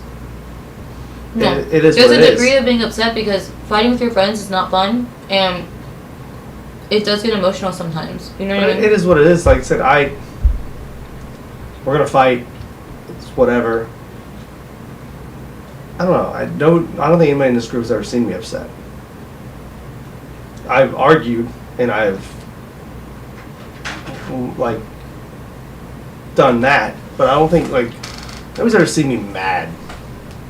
I disagree, and I think that's gonna be something I ask the group tomorrow. Not on camera, but.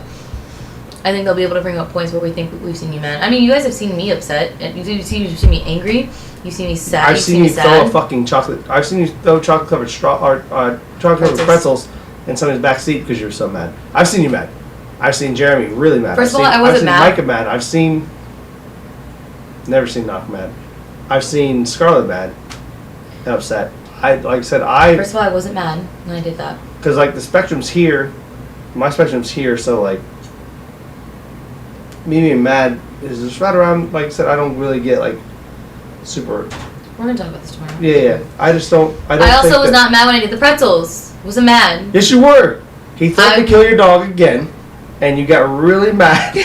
And her fictional dog in D&D, she got so mad in the real world that she threw chocolate-covered pretzels in the backseat of Micah's car. To the point where it got under the seats and you couldn't get it. This is one of the last times I saw Sarah drunk. Before she went... That used to be so fun. That was so... I enjoyed you. Everybody else had fun. To be fair, there were some couple times when you, like, said some things, and I was like, I don't know if she's kidding or not, because she... I don't know what to feel about it. I don't know what to feel about that last sentence, because she seemed very angry about it. Because she seems very upset, yeah, like, and she did not giggle after she said it. And she looked in my soul. And I'm pretty sure I have a tattoo on my soul of her stare. Sarah stare. So I don't know if it's. I need to go find somebody. I'm easily emotional. So. Yeah. But it's funny. Like I said, once again, we're both Aquariuses, and I'm not. Oh God. I'm emotional in the sense of, like, arguing. I will argue till the day is long. Here's the thing. But I will not. Cry in front of you. No. You are emotional, but your emotional thing that you show is this big, but it's constantly an emotional like this. I show all of my emotions all the time, so I'm very emotional in all aspects of sad, angry, happy, whatever. Like I'm constantly showing my emotions no matter what. You are emotional when you're passionate about something, but you're not like ever sad. I've never seen you cry. I've never seen you be super sad about something. I don't think I've ever seen you like depressed. I've never seen you with like negative emotions other than angry. And we'll get to that tomorrow. Oh no, my anger. I've had spats. We'll call them spats. Spats. We'll call them spats. Yeah. But the reason I was going back to this was I called myself the dumbass of the group, which seems pretty accurate. To my SKZN, I feel so. How do I put this? I feel so much like an adult and so like wise in like the things that I say. Like for example, hold on. Dog keeps going in and out. River's barking at very barking at nothing. Barking at nothing. Just like her namesake, being a dumbass. Yeah. Fireball. She really is. She really would be she just runs around fireball. No, she's a lot happier than River was. Yeah, that's true. Or the person that played her. But anyway, the things that I write on these blog posts, I surprise myself sometimes. So, for example, the one before the morning one, I talked about regret. And I don't know if you'll agree with this, but I feel like you would. I talk about how, like, people usually start the thoughts of like regret with I wish I would have done or I wish I could have. You start a lot of it with the things that you didn't do. But instead of like starting those thoughts, like instead of going to the end of your life and then wishing, oh man, I wish I would have done this better, why not change that to I am now and talk about like I am going to go to see my family more often, or I am going to do these things so that way you're not filled with regret now. Like you're not thinking ahead. Hold on. You're not thinking ahead, right? I have a rebuttal for that. Okay. Please hold. So then after that little statement of just kind of rewiring your brain, because I've rewired my brain so much, but I'm still constantly trying to do it to help better myself. And like the last thing I wrote on that was you could carry sorrow for a decade. Like you can be sad about something. You could carry sorrow for a decade, but choke on regret for the rest of your life. And I feel like that is such like a thing that people don't think about. Like regret is not something that people think about in the sense of like it's a life-changing thing, and it really can if you do things to hopefully change your mindset, regret will be lessened. You're never not going to have regret about something. You know what I mean? That's one of my things. You're never not going to have regret. Like what I did a couple years ago to like a partner of mine, do I regret that? Yes, but I've built off of it, and I took what I felt, which was the guilt and shame, and I took that and made something positive to the point where it's not going to affect me later on in life. Do I wish I would have done those awful things? No, I don't. I wish I was a better person at the time. However, I have made myself into a better person now, and I am going to continue to change. And I don't want to look back and be like, oh, I wish I would have learned my lesson from that. Do you know what I mean? I am learning my lesson. Do you know what I'm saying? Mm-hmm. So, like, regret is just, I think, there's also things that are like emotional baggage that's given to you by people that you don't have to carry. Like, my mom's emotional baggage, it's hers, it's not mine. All of the things that she's done to me and how she's treated me or not treated me in the past 10 years is not something that I need to carry anymore. It doesn't mean it doesn't hurt me. It doesn't mean it doesn't affect me in some sort of way because it is your parent. But it's her emotional baggage that is going to affect her at some point. And she's going to look back and regret, I wish I would have done something differently. But you can't guarantee that. I can't guarantee that. I can't speak for somebody else, but that would be a normal response. I don't think. Do you see what I'm saying? I don't think she's going to. If she doesn't, because somehow my mom is a robot. Yeah, I don't think if she hasn't made if she's the person that I've been hearing about, and the fact that she hasn't made a single thing, I don't think she's gonna die with any regret. Isn't that crazy? Exactly. That was my point. This is what I raised my hand for. So, you say this, but like when it comes to the end of your life, and you start thinking about your regret, most of the time you don't know what you're going to regret at the end of your life. That's a very good point. I at the end of my life, I will regret something. Everybody does, but that's like me and Patty's situation. Like, she saves a lot of money and she's doing all that stuff. I save a little bit of money, but I buy a lot of shit because I like to be. I want to spend it now and be happy with it and be able to enjoy it. We're sitting in a fucking nice ass garage in our studio in our D&D stream that I spend a lot of money on because I want to enjoy it. This is what I want. I don't want to get to the end of my life with fucking I wish we would $1 million and be like, man, I wish I enjoyed life more. So like money's great, but like money's not everything because I want. What I do is I have that mindset, obviously. But like to an extreme. Too much of an extreme. Yeah, I'm an extreme. Patty, I'm an extremist in everything. And there's you. Did you notice how high you went? Yeah. Did you notice that?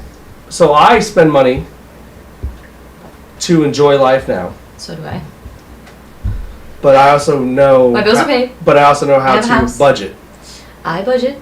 My bills are somehow paid. So no matter what, this is my argument. No matter what, you're going to get to the end of your life and you're going to regret something. I agree. That's not what I was saying. I wasn't saying you're going to wash yourself clean of regret. There's never going to be a thing. Like I said, I don't think your mom's going to regret anything because your mom, I think, is an awful. That might be wishful thinking for me. Yeah, an awful person, and the fact that you think that she's going to regret something is something you're holding on to. And dude, but my sorrow for my mom, which was another topic that I talked about, was sorrow. My sorrow that I feel for my mom has shrunk so much in just the 2 years that I've healed that I feel like now become more of like a normal thing that I will eventually hopefully put down. There are still things like, for example, if let me take that back. When I marry my K-pop husband. Okay, there it is. There it is. Keep it canon. I gotta keep it canon. Yes, when I marry my K-pop husband, I feel as though I will feel sad because my mom won't be there to see me get married. But don't feel sad because she gave up on you and she like. Wait. Let me finish my thought. Okay. I will feel sad that she's not there, or I feel like I might feel sad. But then immediately after that thought, there's always the thought of you guys. Like that one person that's not going to sit there is replaced by like 50 people that will. Do you see what I'm saying? Yeah, this is gonna be fucked up. Oh.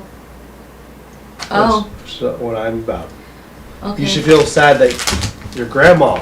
Oh, what? Dude, I was sobbing about that in the car today. You should feel sad about your grandma's gonna be there because she has no choice. Never feel sad that somebody fucking left you like they chose not to be part of your life. Yeah. Feel sad about something that didn't choose it. Like, I was so upset. Like, this is something that's been a fear of mine for a while since Grandma's been kind of like going downhill. But it's like she's been slowly going downhill, and then she fell off a cliff, and it's just like a rapid decline. That's the human body, and that's the way that life works. I am so distraught at the idea that she'll never know who I marry, and she'll never know my children. I mean, if you are a religious person, and we talked about this, she will. And by the way, if anybody's watching, I'm going to give Sarah a really big hug after this episode, and she's not going to like it, but it's going to be really heartfelt. And God, I started crying today, and my cousin, Rook, like, I'm going through the paperwork, and I found a letter that I wrote to my mom in 2017 that she never responded to. Of course not. It was like 5 pages, but I couldn't believe that Grandma saved it. And then, like, as I'm reading it, Your grandma saved it. She printed it out because she was so proud of, like, what I said and how I said it and the way that I composed myself in that letter. And your mom never fucking responded? I don't even think she read it. I think she thought it was from me. So what is the final straw where you just disown her? Well, I mean, I You kind of have. Yeah. But you are, because I could tell talking to you that you have a fucking... It's like, I think it's like a thing of, like, I need to deal with the thought of abandonment but also here's another thing. So... I'm obviously really distraught that my grandma's not gonna know my kids or my husband. That's what you should be sad about. I'm very like don't bring your mom into this. No, so I'm obviously really distraught about that. But another thing that I'm upset about within this moment right now is Rook goes home to her husband to cry about it or to just even talk about it and have him help and bounce ideas off. Jeff goes home to his like girlfriend, not girlfriend, whatever she is, my aunt. And goes and sobs. So Jeff has somebody? It's this woman named Anita who's been in my... She's the only aunt that I've ever had. It's not Brooke's mom. But I met her when I was like 10. And they dated for like... best friends? They dated for like 10 years. This was... Remember I told you Jeff was in a... Yeah. This is one of them. Okay. So, but she's always stuck around and she's always been there for our family. Always. She's been amazing. She's just a really reserved, quiet person. You met Anita at Comic-Con. Didn't you? She was there. I'm pretty sure he had his booth. Rook was with us. Rook was with us, and then but Jeff walked around with somebody, and it was Anita, who was really quiet. Maybe. That's how quiet she is. She was there. That was 3 years ago, and crazy. Yeah. That's crazy. That was 3 years ago. Yeah. Anyway, so he goes to her, and he has a comfort person like a spouse. Like they're always connected to the hip. Yeah, but you have friends. I know, but what I'm saying, lots of them. I don't feel lonely, Jeff. Let me get my thought out. I don't feel lonely, and I don't feel like that urge to where I want to go find my partner because he will come to me. He's on his way to Orlando in 2025. He's literally touring right now, making a stop on his way here. Thank you. Yeah. It's not that I feel lonely, and it's not that I feel a need for a partner. It's I have been taking care of myself by myself for so long. Even when I was dating people, I paid the majority of the bills. I took care of us, and it's the abandonment issue / not trusting somebody to help take care of me anymore because of that problem. And I think that's what's sabotaging me relationship-wise, but it won't when my K-pop husband shows up. I promise I'll have it worked out. You won't have to because he's just gonna naturally. I get it. He'll. It's. I would like to be taken care of, and I'd like somebody to like. Even when we went out to dinner, I paid for it because I wanted. Hold on. Here's the thing. Would you like that? I feel exhausted, Jeff. I'm tired. I know, but I don't think that if somebody came along and started paying everything, would you? I want just help. I just want help. Well, help's one thing. Would you be okay with somebody paying for everything?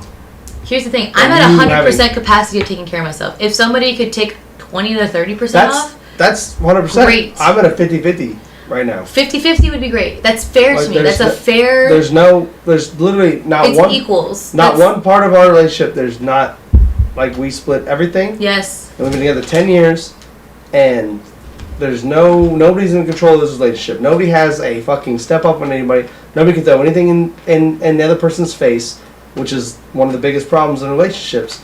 Is like when you're a stay-at-home mom and then they're the breadwinner, and then they throw in a relationship that you don't do anything. Yeah. Like I said, well, people in my life that have that situation. So it's like when you're 50-50. I say it all the time. I want to be either. But here's the thing. I don't trust anybody to fully take care of me ever. Like that'll never change. I don't think. To fully take care of you. That's 100%. You should never have a situation where you aren't able to provide for yourself. Correct. So my problem is, I think you're like, why is it so hard for you to let go of your mom? I think I associate both of those trust issues with trusting somebody to be my partner in a sense of where they can help take care of me and my needs, and also the abandonment issues. You know what I mean?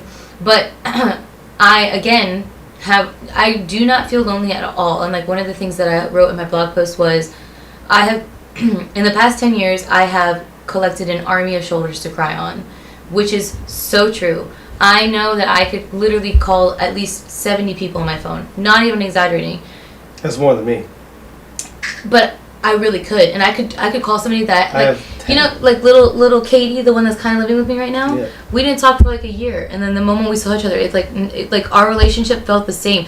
I'm the type of friend that you could go without talking to me, and then when we talk again, it feels like nothing has changed. I will not take offense to like your life being busy, because my life is also fucking busy. And if we are able to come together, like I love that Katie is living with me, because it's like, it feels great. Like I have somebody to help me with Jasper, and I like told her that I feel like I'm so appreciative. Like she would just come home just to walk Jasper for me. Like I'm on the couch doing my like K-pop stuff. She'll come home. I'm like, hey, I thought you weren't coming home today, and she goes, oh no, I stopped by just to take care of Jasper, and then she'll leave. Like I'm not complaining at all. But she doesn't have to do that. I only ask her for help like when I'm going to work. But she just voluntarily is like, no, I just want to help you. Like you let me stay here for free. You know what I mean? But and yet, that's what I fucking love though. Like I'm paying the bills. It's still my house. Whatever. But I tell her all the time, you feel at home. Do whatever you want. She was scared to wash her clothes there for a little bit. And I was like, fucking why? I was like, I have a whole closet. Why don't you just bring clothes and hang shit up in there? How about that? You want to bring your dresser over so you have more clothes in here? I'm okay with that. Like even if it's like a little plastic cubby, go ahead. You know what I mean? Whatever makes it easier for you. You know what I mean? And then she always like updates me on her work schedule and when she's going to go sleep at her boyfriend's house and when she's going to hang out with her boyfriend. Like having Katie around, I think also emphasizes like the how much I miss just having even just an inkling of help. You know what I mean? Well, say everybody should have a little bit of help. Yes. So again, this and situation. Screwing up somebody that didn't.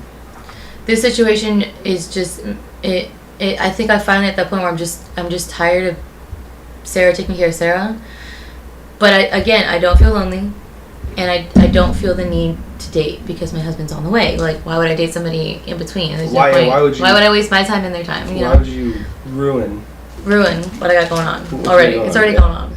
You're already manifesting it. It's already going on. Yeah.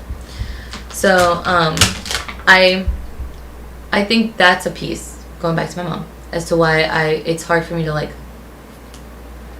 not talk about my mom ever again. So I have a hard time listening about my mom. Not in my year. I've been with somebody for 10 years who my mom has done more for her than her mom ever has. Yes, I am. So my mom is an amazing person. I love your mom. My dad's an amazing person. I love your dad. dad. I love my family. King spoiled peanuts. Yeah. So it's hard for me to put myself in somebody else's shoes, but like I said, I've been going through this situation for 10 years with her, and why? You know, Patty's lived here for almost 19 years. Say it was in like 20 years or something like that? Almost 19 years, and her mom's never been down here. Ever. She's never come to Florida to see her. And that's the that's a bare minimum. That's the bare minimum of what I could say, because it's not my life. I'm not going to put it on a string. I'm just saying that like I've been dealing with this situation for a while. Did you talk to her mom at all? Yeah. Okay. But it's never it's like it's like a passing by stranger type thing. It's worse than that. Word. It's only when her mom is going through something. I see. And she sends a text message. Mm-hmm. So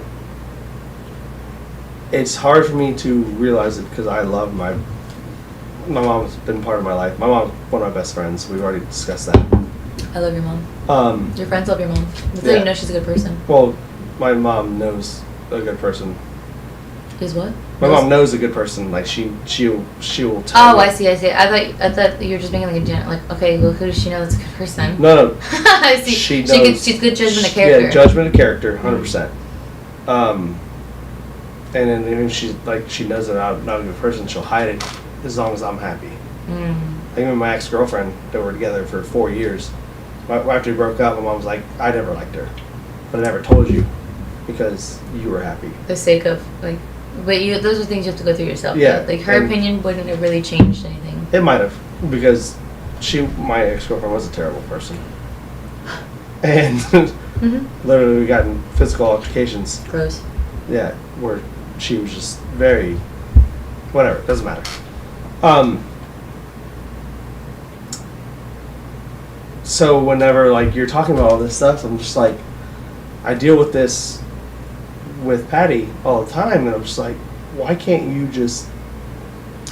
It's hard though. I know, but like I said, it's hard. I 100% know it's hard, but I don't know how hard it is because I've never had to deal with it.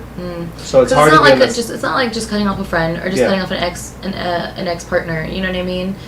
Something that this is. But like, for you, like I can't imagine being you and still holding on any kind of hope or inkling that your mom will become a better person eventually. If somebody did that to me... When you say it like that, it sounds like I eventually want my mom to come back in my life, and I don't. My life has been so much better without my mom. It's the way you talk.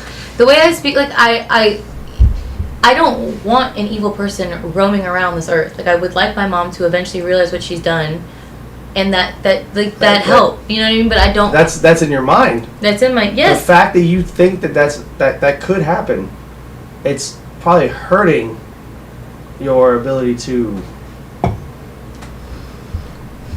think my mom not think about it anymore, because thinking about it is hindering situations. Let's talk about this a little bit more. Yeah.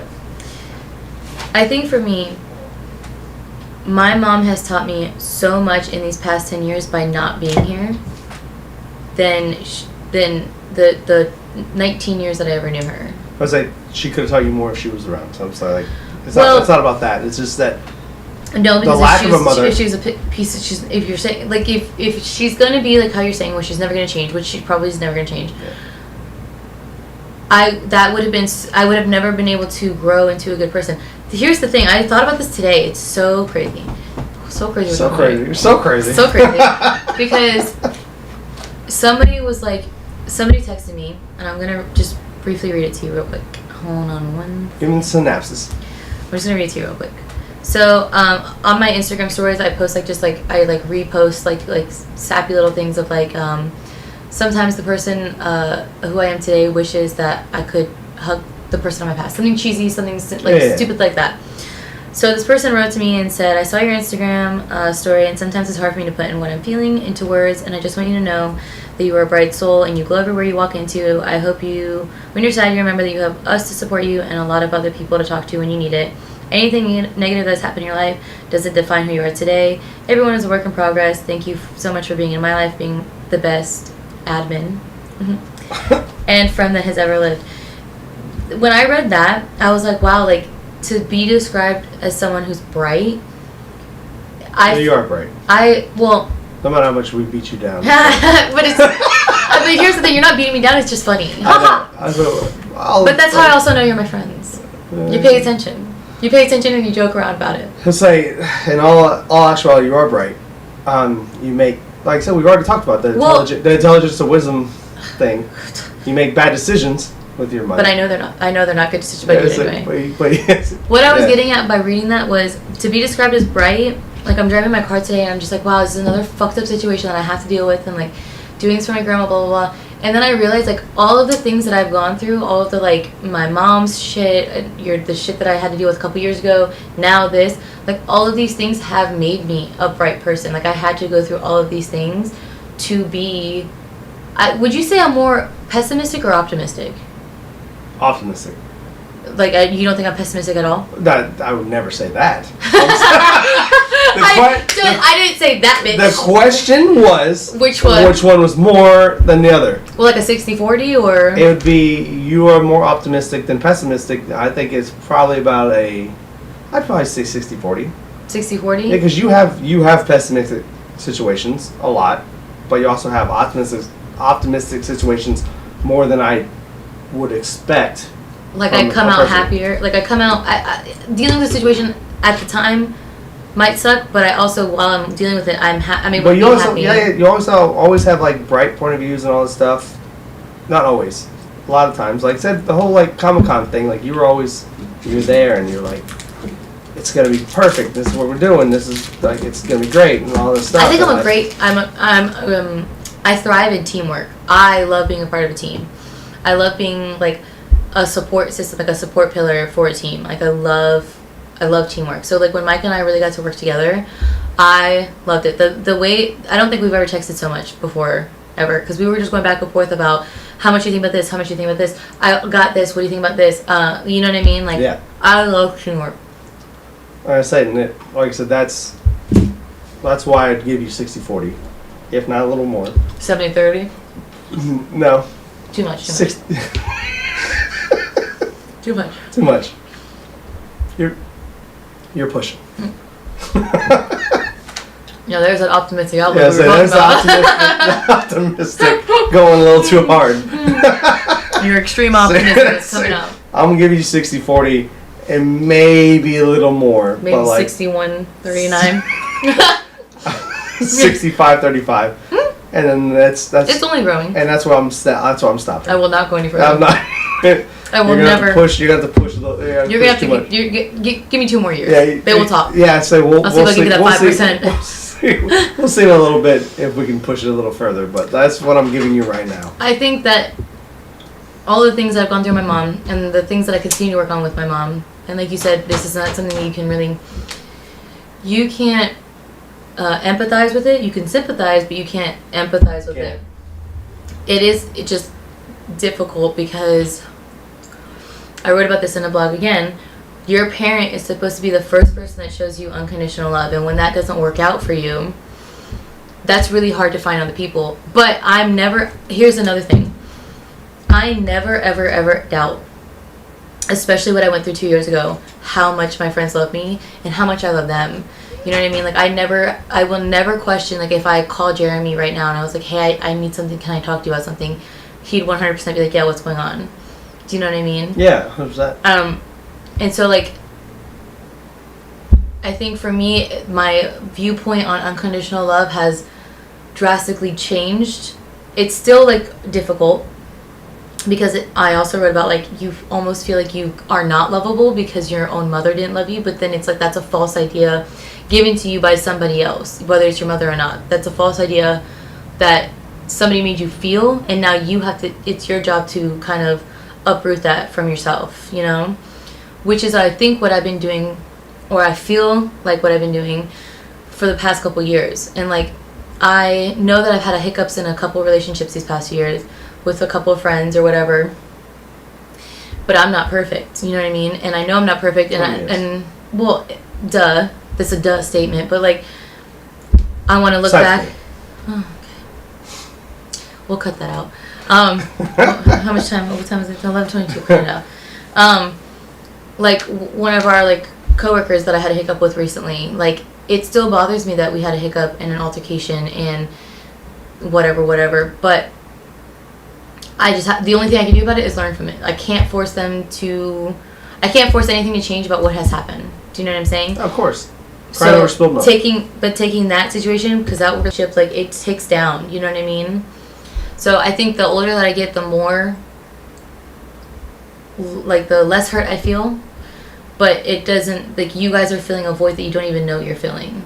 Does that make sense? Like, there's a void in well, but so we don't know we're feeling it because you never Like we know we are because you've told us, but like we didn't know like how deep it was. Well, I mean, but I think that might be an Aquarius thing because I think our emotions are very deep. We feel very deeply about I've things. cried many nights about like losing a best friend and arguments, and like them not being there for me when I needed them. I've lost many of them. Like so, like I think now I'm just numb to all that. The fact that like I don't, because my whole life I was just like, oh, my best friend is always there for me, always there for me, and then drop the ball, and like it's really hard to drop the ball, and then I fucking lose it.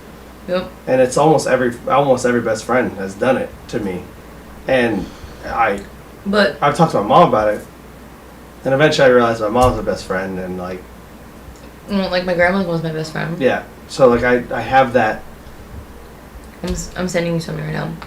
I have that shield, but like, and Patty's my best friend, but like obviously it's hard to have somebody a best friend that could like one day just be gone. So like there's no, I've learned no relationship's guaranteed. Even your relationship with your mom right now. That's what I'm saying. I've learned to, and it took a long fucking time, and that's like talking to you right now has triggered this. It took a long time to realize that like I'm my best friend. Dude, that's something can you don't say out loud what I sent you, but look at what I sent you real quick. While I touch on that. I've cried so many times about like losing a best friend, about situations, and like it's just so crazy that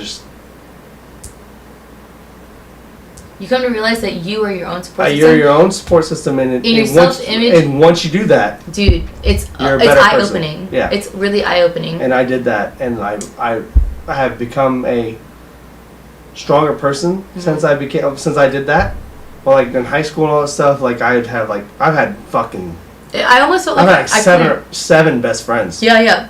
Yep. I always felt like one was Dorian, who I thought was like a really good friend, and then he went off the fucking deep end at your birthday.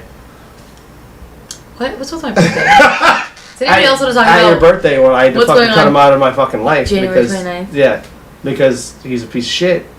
Because it wasn't the first time, but like multiple times. But like I've had so many fucking best friends that like nowadays like best friend to me now is completely different to best friend, like the best friend title that I used to put on people. Yeah. Oh yeah.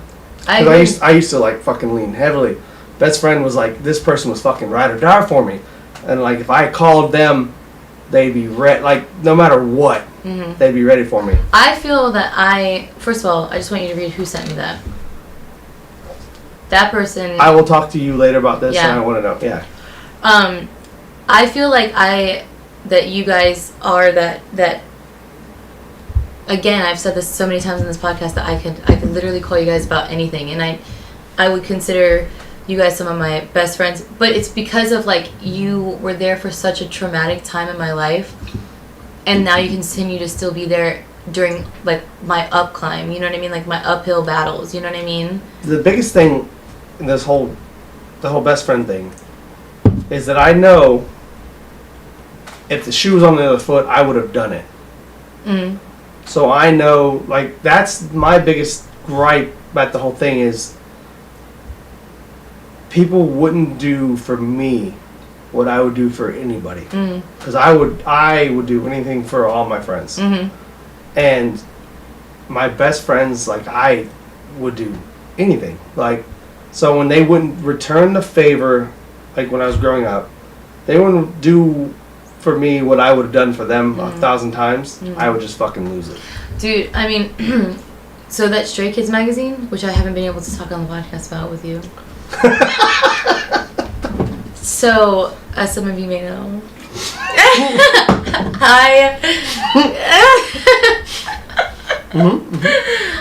I was interviewed for a Stray Kids magazine yearbook, which was really, really cool. What? Shocked. Let's talk about this.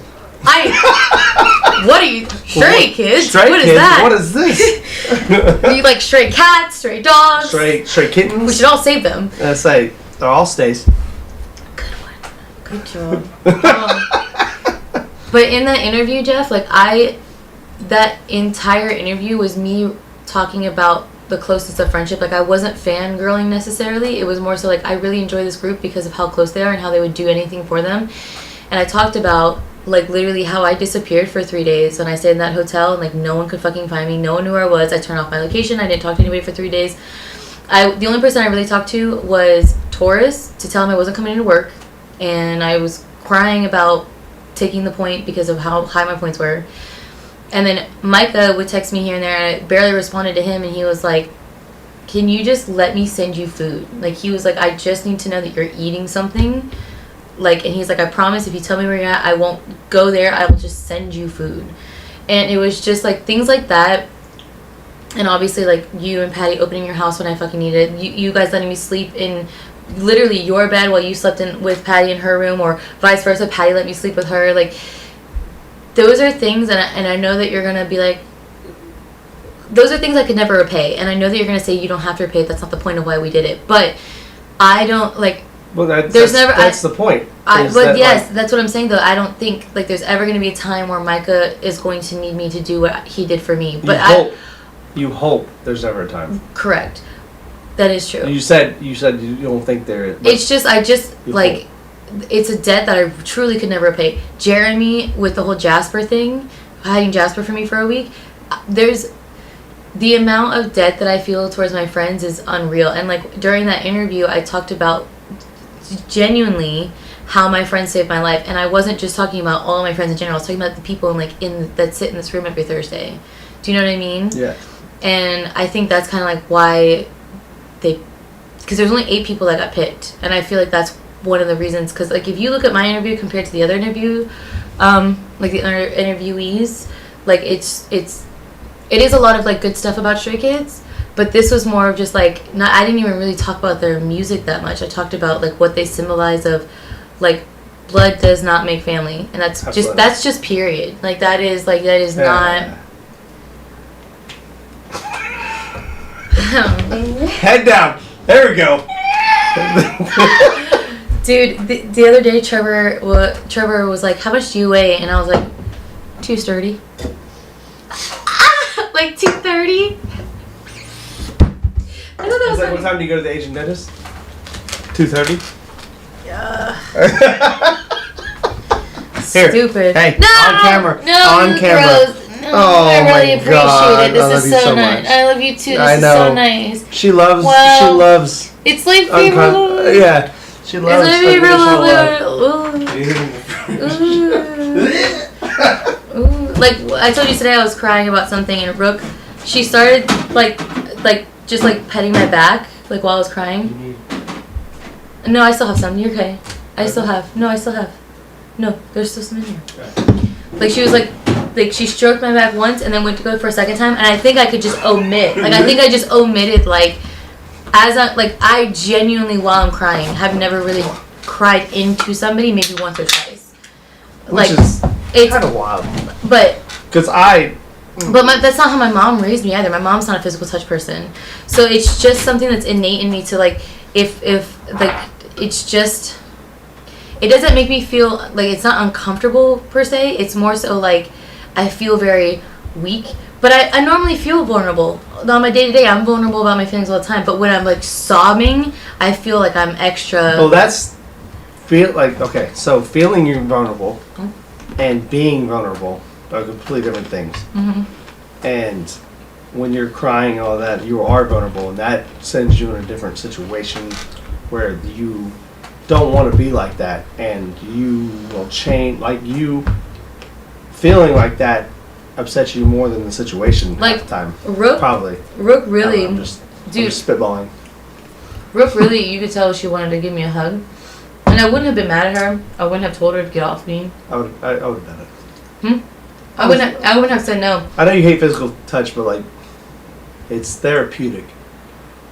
And it's also what we're talking about. It's the ability to have somebody help. That's what we're talking about, this whole situation. Have somebody help you with your emotional distress at the time. And so they humans know how. Well, she couldn't take away the stress it's of why I was sad. scientifically proven that she can't fix what's going on. Right. But as humans, it's like in our nature to want to touch each other to help, relieve. What's the word I'm looking for? Soothe. Like that's like a mom to a baby type thing. So to try to help any way they can to release. Do you remember when I was telling you about Sam and I was in the office crying for like an hour? Mm-hmm. She kept scooting closer and closer to me because I knew she was going to try to give me a hug. I knew it. I was against the wall. I couldn't go anywhere. So then she didn't. Like, we were in the office, and then I finally just got up and I said, I can't wait anymore for Vlad to come make a decision. These buckets are open. I have to fucking go. It's not fucking fair. It's just not. I know they're not going to, they're going to be a little pissy, but when I tell them what's going on, they're not going to care. You know what I mean? But she came up at like 2 hours later as I'm about to leave, or whatever. And she was like, yeah, I really wanted to give you a hug, but something told me that I don't think you're really a physical touch person when you're sad. And I'm like, thank God you didn't. I told her, I was like, I telling you right now, it's not that I would have been angry with you, but it would have made you uncomfortable how uncomfortable I was. You know what I mean? I think there's something that I can omit. I don't know what it is. I omit don't touch me when I don't want to be touched. You know what I mean? But like I said, you're one of my best friends, and I will give you the biggest I will hug you. I will hug the fuck out of you. I want you to give me some of that grief and the sadness you're feeling so I can try to take it off of your shoulders. And that's what I feel like when I hug somebody that's sad. Which I can appreciate. And like I don't at that point, as somebody that loves you and cares about you, I don't care that it makes you uncomfortable, because eventually you're gonna be like, eventually I'll hug you back. Yeah. But it's gonna, like, just like the night when all that shit happened. Like, I gave you a hug, and like everybody gave you a hug, and we took the fucking car, and we cloud guarded. We got cloud guarded. It was a whole situation. But I think I feel like that was the night that like we all became family. Well, I mean, you saw. Okay, so this is what I remember, because I was drinking that night too. Because Micah, remember everybody was drinking besides Micah. Micah had to drive my car. Yeah. We were all drinking. Don't worry. I just remember when it was finally said to me, I got up and I walked to the kitchen, and I just stood in the kitchen by myself crying. And it's not like the kitchen's far away. No, it's from me to you. Yeah, it's literally from me to you. There's a bar top. It was literally the table. A bar top and then I walked, and you all just went like. So when Talia, or I think it was Talia first, and when Talia came up, and you all just like bear hugged me. I think that's one of the 2 times I was talking about that I've ever like cried into people, and it was like a group of people. When it didn't make me feel uncomfortable because I was so upset in that time. It didn't even, like, my normal reaction of like me crying and like don't touch me type thing didn't even register. Like, I was so angry, I was so sad, I was so scared about Jasper, you know what I mean? Well, just the fear of the future. Oh my God. And then, which is the biggest, now we're in the future, one of the biggest fears that plagues us all, the fear of the future. Yeah. And that situation was one of the worst. That was a terrible, like, I don't know how anybody else would handle that situation. Like, I didn't handle it very well at first, and I didn't handle it very well at first for the first year. You know what I mean? A little longer than that, but well, I just, like, within the past like 6 months started being pleasant about it. And you know, how many times have I ever told you that like you're better off where you are? Yeah. And it's a situation, and everything happens like. It's so hard to hear that everything happens for a reason at the time. Because it sounds cheesy. It's so fucking cheesy. Yeah. But like, y'all weren't right for each other. No. Of course not. And I'm very thankful it didn't work out, because today I think to myself, like, I wouldn't have my K-pop husband. You still don't. But you have the... No, I do. But you don't have I do. You don't have that perfect aspect of that situation actually happening. Mm-hmm. Because, hey... Just like our Halloween costumes, it's you're saying there's a chance. So you're saying there's a chance. No. And I'm on your side. I hope our lives are going to change forever. I will never shit on your dreams. Yeah. Because I'm doing it. I'm doing the damn thing. 100%. I really am. As long as I can meet Felix and be like, hey, just want to talk. I just want to say hi. Hey, bud. Hey, bud. Give him a hug. Take a picture, and just be like, have a. As he's walking away, you like stroke his hair. Yeah, you like, and he's like, "Wait, mate, did you touch me?" And you're like, "No, no." You're so perfect. Yeah. You like whisper into his ear. You like lean over and take a picture. You're like, "You're so perfect." And he's like, What? What'd you say, mate? What kind of dude said he was? Nothing. No. Nothing. I gotta go. Smile at the picture. It's an American. Yeah, it's just an American thing. It's just an American thing. You know, to get you to smile at the camera. Weird. Yeah, it's weird. Don't worry about it. He's like, I've been to America a million times. Yeah, but Florida. Born and raised. Florida. Like, you know Florida man? Weird customs. Weird customs. Dude. You know who's getting... so Micah and I have the same, I think, list of love languages where physical touch is at the bottom of our... Oh, no. He's just as bad as you. But... Which, like, so all that was, like, what, 2 months ago? Still freaks me out because, like, it's weird to think that people are completely opposite of me. I am so proud, though, that I got to teach you about that and, like, talk to you about love languages. And I'm still shocked. Patty's on that same... Patty's not on my side at all. No. I'm forcing her to show... physical touch? Physical touch appreciation. Physical touch is yours. Physical touch doesn't mean like. Well, yeah, like I'm just now getting to where she's like hugging me at work. And like actually showing things. Yes, yeah. Because she's with the way she was raised. That's not a thing. Yeah, it's and like, not. Just like your mother thing, like her mother thing. I think that starts though with your home life. Because Micah, I don't think his parents are like that. I slowly chip away at Micah's family life, but only because it's just like Micah. It's like Knock, but Knock, you just don't know what the fuck that guy's got going on. I don't even want to dive deep into No, but I try, and I want to get to know him. I really do. He's so fucking interesting, and the things that come out of his fucking mouth is insane. When we all hang out, he doesn't. Unlike us and everybody else. Oh, Micah too, but he doesn't like. He does not share. He's not a share, but I think he doesn't want. I'm telling you right now, I think it's not just. He just doesn't share. It's like he just hasn't had the opportunity to have a friend group this long. Like he has got like friends. We've tried many times. Oh no, but he'll tell me things. Like I know a lot of things about Knock. I do, but it's only through Cass. And then when I bring it up to Knock, he'll talk to me about it. You know what I mean? I think Knock. We should have an SnJ. Yeah. Just, like, that'd be so like, good. I don't think to know him. I don't think Knock thinks that he's important enough to talk about, and I think that's probably. That's what you think? Do you remember? Yes, because listen, it's not that Knock doesn't think that he's like. I shouldn't say important. He doesn't think that he is the center of attention. He doesn't want to talk about himself because he's talking about other things. You know what I mean?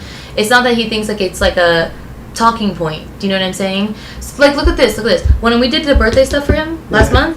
And I was planning things out with Cass. The amount of appreciation she showed, she's like, he has never had a birthday party. Ever. Knock. Growing up, nothing.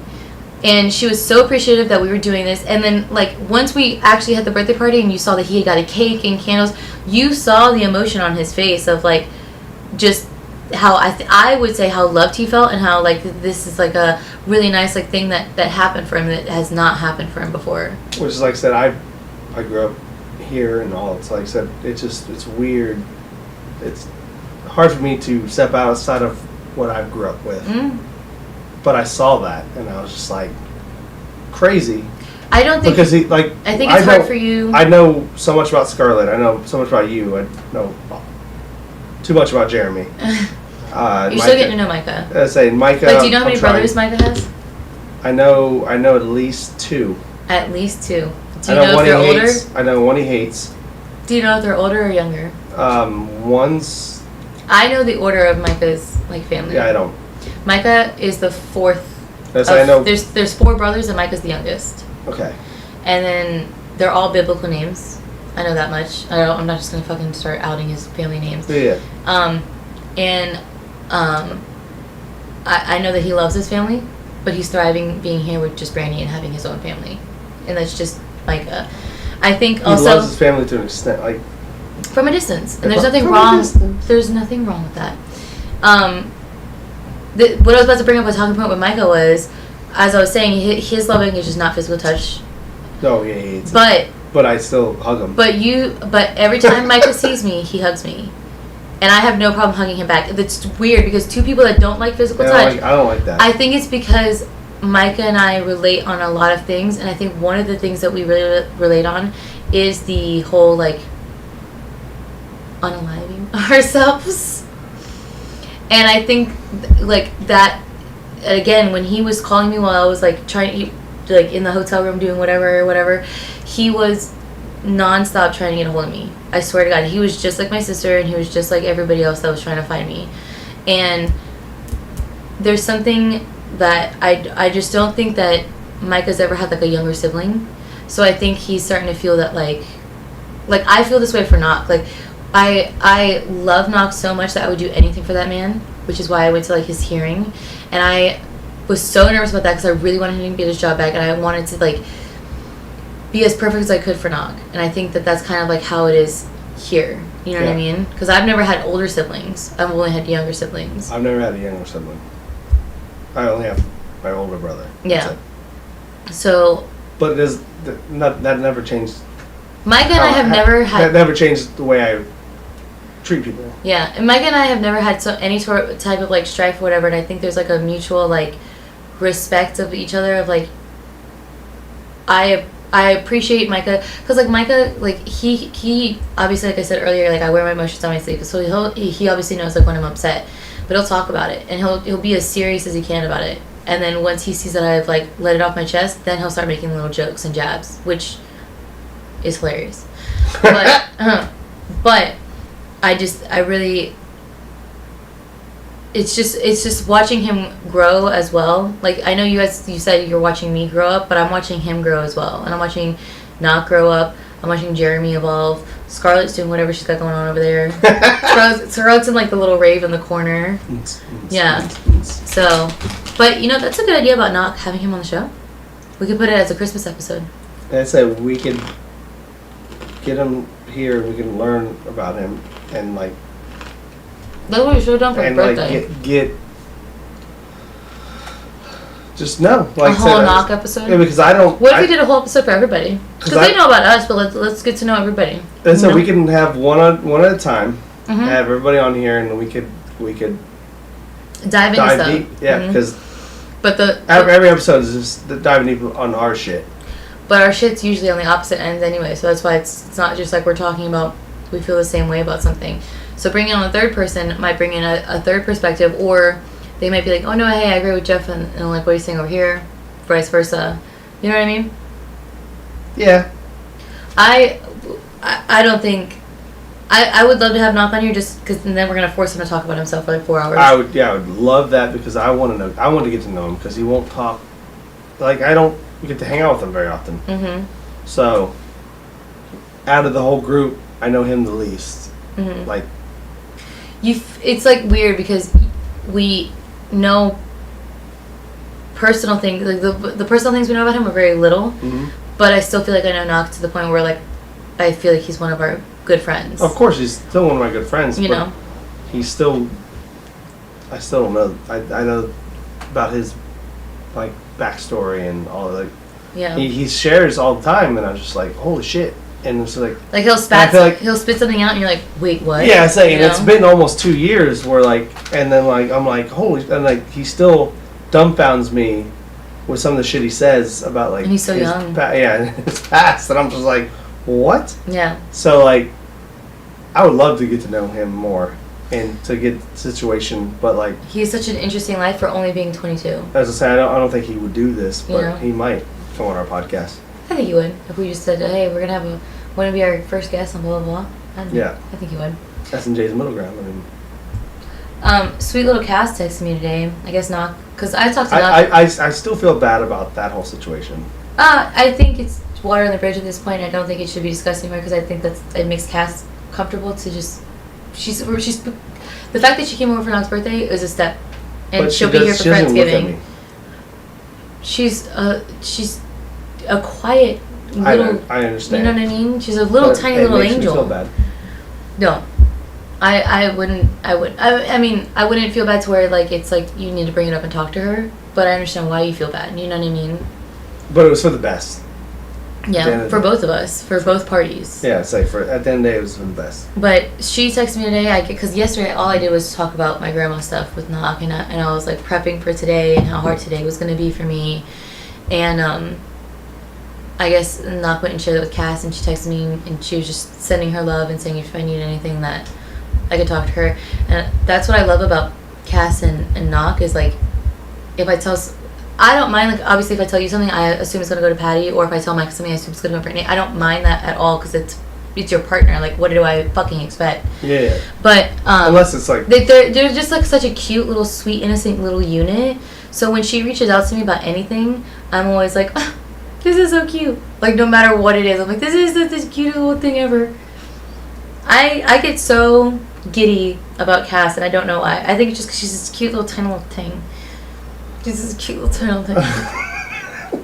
I don't know why, but I love that I love her so much. I love that you love her so much. I love when I love my friends' partners. And you know when I don't like your partner. I mean, yeah. You know? Just you have fun over there. Yeah, it's like, you know? just have fun. You're having a great time. But I also don't like being that friend that like, I want my friend to come around. It's not in my pay grade to try to break somebody up. Yeah, no. It's not my business, not my place. Like, why would I? I've been in a situation before with my brother, with friends, with everything. Like I said, it's not my pay grade. Like, who am I to shit on your happiness? Mm-hmm. We can die tomorrow. Like, who cares? Mm-hmm. Like, I hate to say it, but like with the situation we talked about earlier, like when my friend died within 2.5 months, and he was completely healthy before that. Mm-hmm. My fucking view on life and everything just changed. Like, there's like planning for the future is great, and I still do, but I'm not gonna not be happy now. Because I think prematurely you're already thinking about, like, I don't want to, because this is how I think. I don't want to look back and wish, man, I would have bought those Stray Kids tickets and I missed out on, like, because when I bought those BTS tickets, I was working at Outback, so I was making an eighth of what I make now. Mm. But I did it. I saved up. I went to California. I had an Airbnb. I did it all. And then 2 months later, COVID hit, and they didn't tour again in the United States. And I was, like, so thankful that I did that. And I think from that moment on, I always was like, I'm just going to do what makes me happy, because that's what this whole life thing is about. Like, I'm not just sitting here fucking existing to pay bills. I'm existing here to make myself happy, make the people around me happy, experience what life has to offer. I'm not going to work every fucking day to make my fucking 80-year-old self happy. No! To retire and all that shit. Yeah. I am going to live my life to an extent, because I still want to have that, like, buffer, but I'm not going to hinder myself now. Like those VIP Warped Tour tickets, we didn't even really talk about it. No, it was literally just there. I was like, we were like, payment plans? Let's go. And we're on it. We all got VIP Warped Tour. I'm so excited for that. It's going to be one of the best. I'm so excited. It's going to be one of the best weekends ever. Oh my god, I'm so excited. Tours isn't going to let us all off, so someone's going to have to use points. Yeah, say, whoever has the least amount of points, me, will have to call out. I may have less. Stop it. Stop it. Stop it. We're not don't be ridiculous. We don't have that much time for you. Like, this podcast is about truth. Yeah, like, and that's... You're just shitting on truth. You're being a liar. You're a liar. You have Unum, Sarah, and you still have more points than I do. You still have more points. I have 2 points, and you I have 6.5. I have 7. With Unum. Yeah, because I don't want to abuse Unum. And I have 2. I use my points for when I actually call it for something like Saturday. I didn't have a migraine. I wasn't sick about anything. I used it because I went to go see my grandma. Yeah. I know I will get instant karma, because I always do. If I use that Unum for something that is not like it's literally, I only have Unum for my migraines. It's what it's on there for paperwork. If I ever run out of medicine, I have a migraine, I'll call out and use Unum. Anything else beyond that, I know if I call out, somehow, some way, I'll get my Unum taken away because I abused it. And I'm not fucking doing it. It was, I don't know if you heard about it, like, Saturday was a shit show. I heard that 3 people called out and 2 managers called out. Buck and Joe called out. I called out, Raymond called out, and who else called out? Brittany. I was like, why is everybody calling out today? We had a thing going on at Santa Barbara. Oh, yeah. Yeah. And then the computers went out. How embarrassing. And it was just... How embarrassing. It was a... what's more embarrassing is the fact that, like, we all dealt with the situation, and then Vlad shouted out people on our Ready app. Mm-hmm. I wasn't involved. But Jeremy and Dom were. And we all worked together. That's fine. You know? I'd bring that up. It doesn't matter because the fucking shout-out system is fucking stupid. I've had fucking 12 of them. It means nothing. No, nothing happens. I've had a couple. I've had a couple recently. Hey, who cares? I've had a couple recently. Believe it or not. Believe it or not. Believe it or not. But anyway, like I said, yeah, this whole situation has brought up in my whole mind that like I had a whole best friend complex when I was younger about having a best friend that would ride or die with me, and they always failed me. Well, you're putting your expectations on how you would act on other people, and yes, that's not how it works. That's the problem. Something else that I wrote about, like on one of my different posts, was things working out in our favor, and like every negative thing or every positive thing, everything that has happened in my life has worked out in my favor one way or the other, whether at the time I didn't see it or not. And I feel like that is something that a lot of people don't appreciate or think about or even understand. Like, how could my grandmother passing away possibly have been worked out in my favor? Well, that incident led to a sadness that you had to deal with, and blah blah blah. That led to where you are now. You know what I mean? You growing up more than anybody else in your family. Can we get back to that? As I was saying, crazy. You're growing up and being the most responsible person in your family, which is crazy. Should give you some sort of like appreciation, but for the fact that you know I can do it. Oh, I know you can. It's just crazy that it's me. Yeah, it's just crazy that somebody put the steering wheel in my hands. But I feel like you've gradually been getting better. Well, I mean, look how I handled Comic-Con. I know that when something big and important is happening, I can crush it. But day to day, my bills are paid. The bills are paid. Yeah, you need to work on rent was a little bit of the future planning. I am. Like I said, when concert tickets come out, I planned on my PayPal credit already that I need to use it. I'm in your boat when it comes to like live for the day, but I also am not in your boat. Or in your sea or ocean. Yeah. I'm also planning for the future, but not as hardcore as some people that won't spend money now. Bro, my 401k is the most money to my name that I have right now, and it's over $40,000. And you could take a loan out on that. Who says I have it this year already? Oh, you're paying it back? Are you almost done? No. I took it out when Comic-Con happened because I was missing so much work and giving up my shift so much to work on Comic-Con stuff that I took out. I only took out literally what I needed for the month versus just taking out like a little bit more of a cushion. Because I was like, I don't want to take out more than I need. I don't want to keep fucking this up. But then, looking back on it now, I wish I would have taken out more. Always. Because so you could take up to half. Half. I don't need 20 grand. I've done it. I don't. But you did it because you were buying like something big. You know what I mean? No. I did it. I just did it. I just took out 10 grand. For what? Don't fucking need it, but I have it. Just to have. Just a little. Mm-hmm. So now I'm paying it back, but I have 10 grand in my savings right now. Dude, well, I only took out. Because why wouldn't you?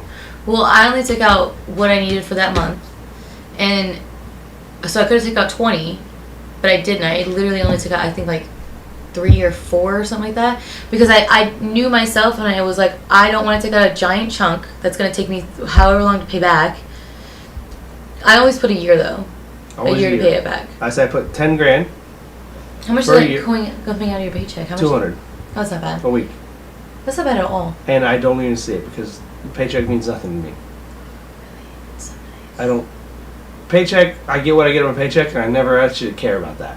That's so nice. So, paycheck is not what I thrive on. Crazy. So, that's where I was gonna go. 10 grand, I pay it back once a week, and it's $200. I literally.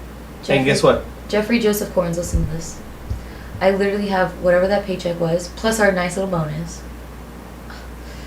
Totally say nice, like, what's that bonus? Did you not see my eye roll? Yeah, but like. So I have literally that paycheck that just hit, and the cash that I made yesterday. That's it. Okay. That's all the money I have. How long? That's the way you said. Okay. Okay. The one thing I do have going on, I'm very good at financing. I'm very good at knowing where I have never, Patty is really mad about this. I have never asked for help. I will not ask for help. I have.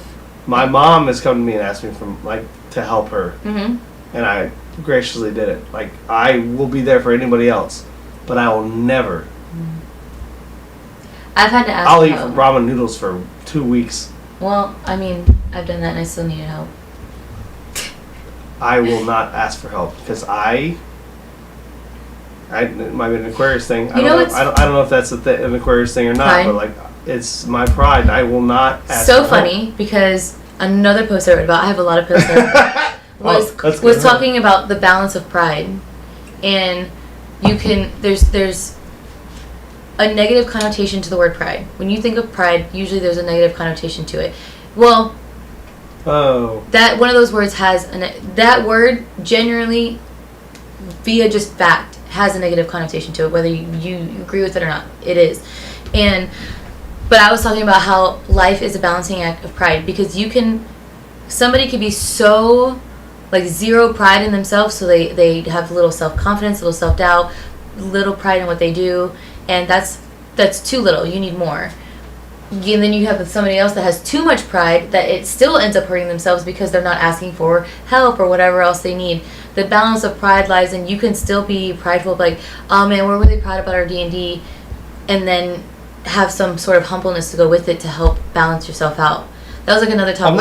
I'm not overly prideful like that. I don't even think I'm overly prideful. But I won't ask for help. It's kind of it's like one of my biggest things. And when I ask somebody for help, they don't do it. I think that chips away at you. That chips away at me because I'm like, you ask me for help, I will do it, but I'll never ask you for help because What if somebody just comes to you and offers help? I think that's different. It's different, but I don't need help. No, but if they were like, hey man, I won $1 million. I want to pay your truck payment this month. Do I know this person? Sarah, I won $1 million. Jeff, I want to help pay your car payment this month because I won $1 million. I wouldn't do it. Why? Okay, well I'm just gonna put your truck payment like cash I said, somewhere. Patty has a crazy amount of more money than I do, and she offers help all the time, and I will not take it. And we've been together 10 years. But what if she one day was just like, hey, I paid the entire let's, for example, you split rent, you split mortgage or whatever. I wouldn't like that.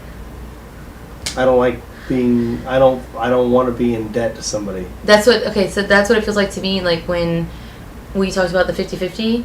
Yeah. I want to be 50-50, and that's the thing. Nothing less. You will not be 60-40. I don't want to be. I would rather be the 60 and you be the 40. I don't. You know what I mean? Yeah, but I'm not going to be. I will not. 50-50, and I cannot. In my mind, I can't be less than that. I say this all the time.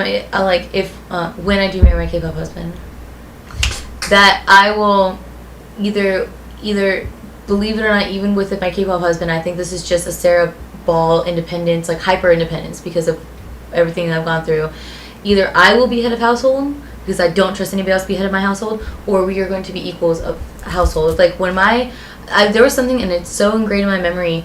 When I saw something on a piece of paper that said Brian Ball was head of household, it made me uncomfortable because it wasn't my mom, and because I didn't really trust my dad very much because he wasn't my real dad, but it made me so uncomfortable. But it also stirred something in me that was is it because she's a woman? Is it because she's just what's going on?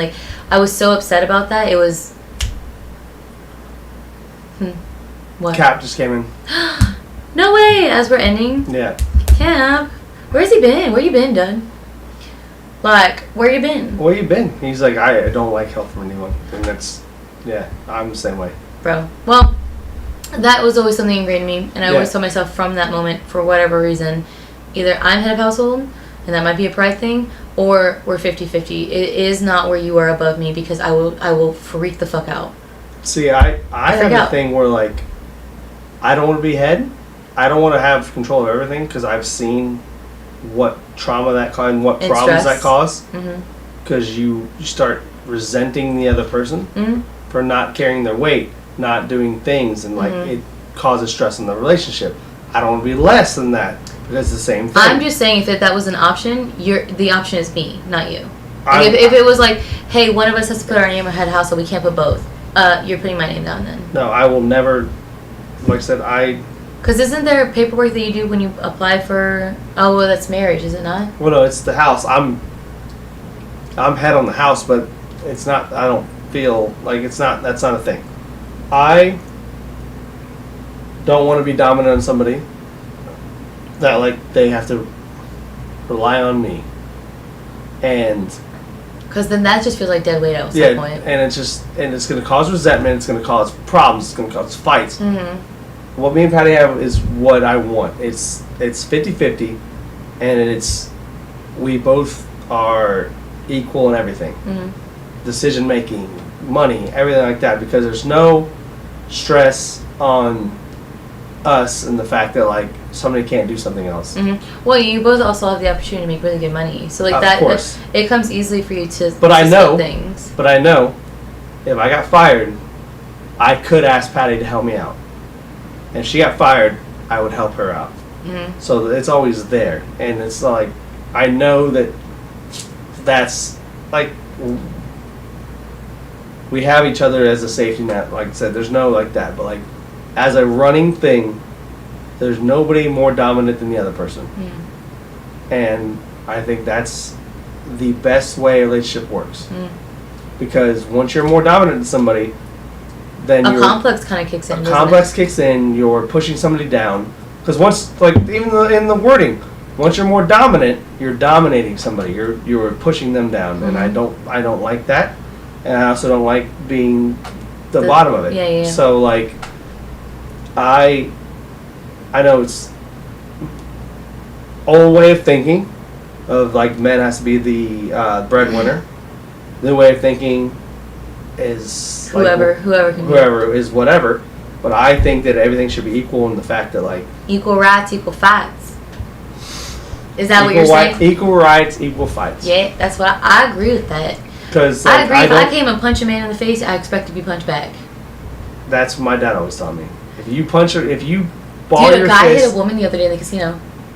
Well, let's say if you ball your fist and you punch a grown man in the face, you deserve to get punched back. I expect to hit back. Listen, but I think a lot of women think that that guy's not going to hit back. I expect if I hit you to hit me back no matter who you are. Listen, a guy was walking past a woman that had a Trump hat on. Not to get political right now because it's the end of the podcast and we don't have time to jump into that. So we don't have time for that. Even though that's all you wanted to talk about. Oh, boo God! That was another thing we were supposed to talk about.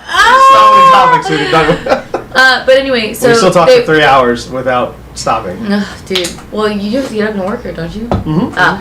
So they were walking past each other in the casino, and he went and hit off her hat, and then, from what I heard, they got into an altercation, and he tried to, like, swing on her and then choke her out, and her mans came up and tried to, like, defend her and stuff like that, and security went running, and you know what Sly did?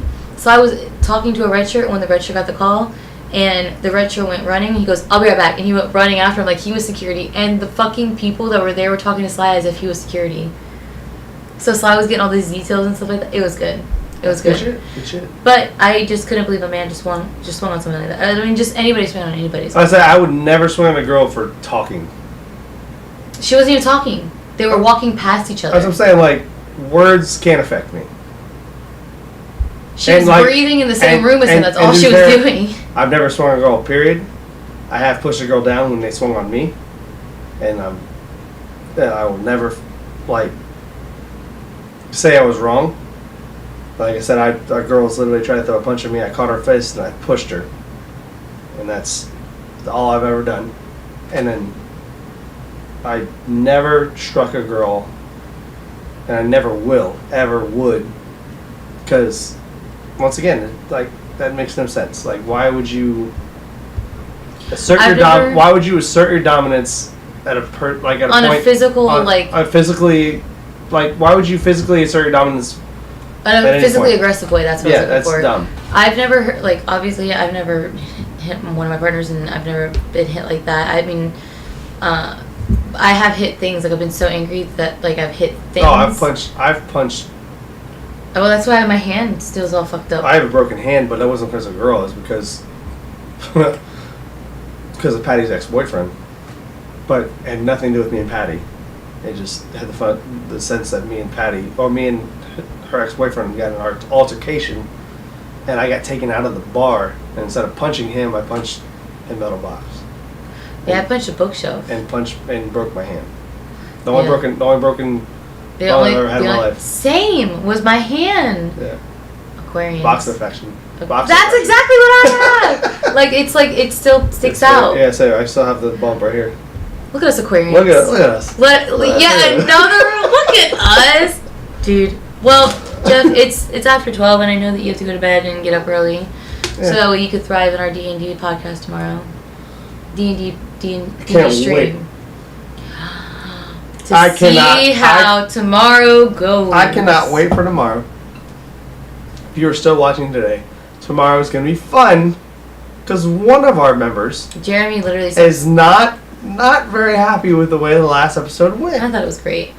Jeremy was like, Sarah, so it's all your fault from what I saw, and I was like, oh well. He watched it all? Yeah, he goes, it's your fault because you told not to throw the javelin, and it's like, well, Scarlett also said light it on fire and then knock through the javelin. So it's like me telling somebody with a gun to shoot another guy.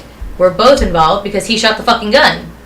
By the way, as the leader of the group, I have lost complete control. I never said he's the leader, Jeff. I don't know what you're talking about. Oh, well, God is the leader. To be fair, you're kind of new to the group. No matter what character I was. But as far as the other two, I always felt I was the leader, and I'm just not. And I can't. Scarlett being on. Melt him! Yeah, melt that robot! He's so... Why? She's gone off the deep end because she really has. She got her trunk cut off. She got her trunk cut off, put back on.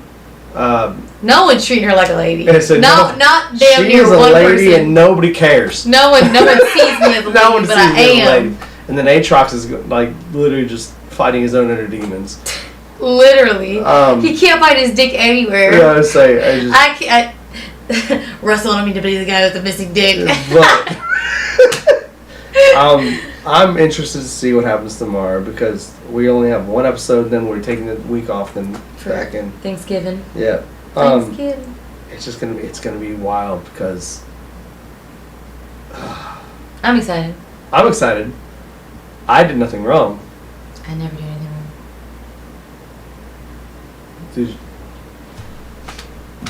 wrong. We're in a garage, so we can't get struck by lightning. No, because I don't. You sound as delusional as I do when I say I'm perfect. Well, I feel like mine's more like realistic.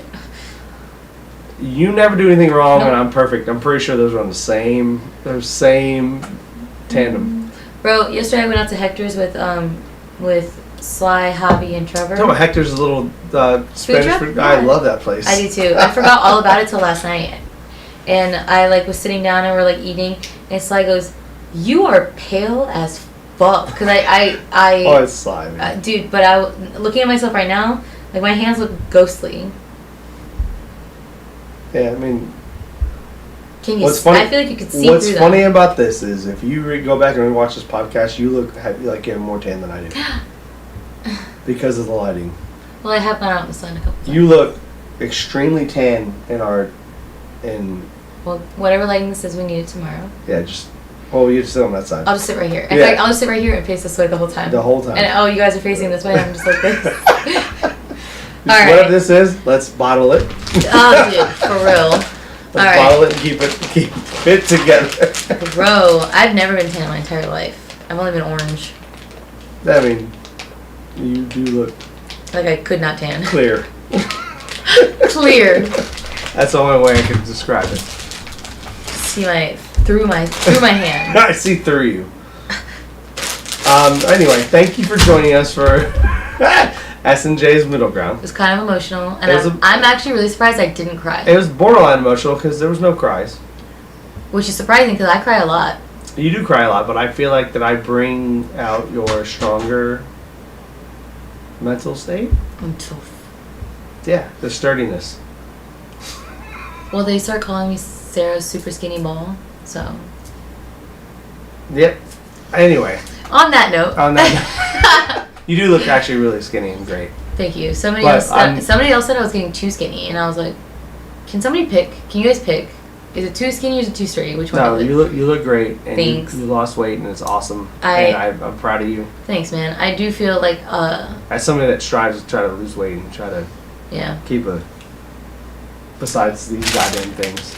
Or bro, I'm surprised you didn't have any the whole bag yet. I can't do that because of my mental state of. Do you have cavities? No. No? Have you ever had a cavity? When I was younger, I would have 8 cavities between checkups. Yeah. I didn't go to the dentist before I got my braces.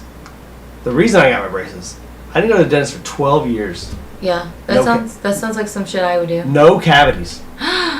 Because I took such good care of my care of my teeth. I had no cavities. Bro, I've had a cavity in every tooth. Because of that. Look at the way I eat. I did this. No, dude. Because I was like, my teeth are great, and they're like, yeah. Besides this one, that I had a crown put on because I had Sweet Tart, broke the tooth. I had a crown put on it. I had a root canal and a crown, and I was like, all right. I've had 6 root canals. I had 1. 6. And 1 crown and all this stuff. Like, what teeth could you possibly have all 6 on? One of them was a front tooth. Jesus. I know. Look at the way I eat, though. But I eat so many sweets. But I also, yeah. That's what it is. I also brush my teeth. I also take vitamins. I also do all this stuff. And the fact that they told me my teeth were great, even the fucking tooth right here was good. Hey, this tooth that's out now and playing was behind my front teeth, and it was still strong and great. Do you feel like you talk differently now? No. You feel like I talk exactly the same. You think so? Yeah. Do you think that I talk? I feel like beforehand your S's sound a little bit more like a sh sound. Like instead of saying like that was with my fucking braces. Well, I feel like now you speak a little clearer is what I'm trying to get at. I feel like because like Rook, when she got her braces, her jaw came out a little bit more too. Like it corrected her jaw. Everything went out. Yeah. So I feel like you sound just a little bit like more like crisp when you talk. Thanks. You're welcome. I wasn't trying to be like mean. Because I hate my voice. Well, I have a really good radio voice. You do have a great voice. You have a great voice. A lot of people say that. I have a terrible That's actually voice. like a fact. I hate hearing myself talk. I used to hate it until a couple years ago. Before this, people said that this one guy was like, you could really do ASMR videos. And I was like, that's weird. And then I did this, and a couple other people were like, you have a really good conversation we can have after that. ASMR. What if we did a whole ASMR episode? Oh my god, I'm like crazy about that. Anyway. Thank you for joining us. On that note. Alright. This has been a really good. This was like basically you should just title it Sarah's Therapy. It's pretty much every episode of SnJs Milligans Therapy. Oh, okay. They're gonna say Sarah's Therapy. It's like, because you get some stuff off your chest. No, I also do. Like, I'm not. This is literally free therapy. It's free therapy, and if somebody comes and watches this and finds therapy in themselves, I would love that.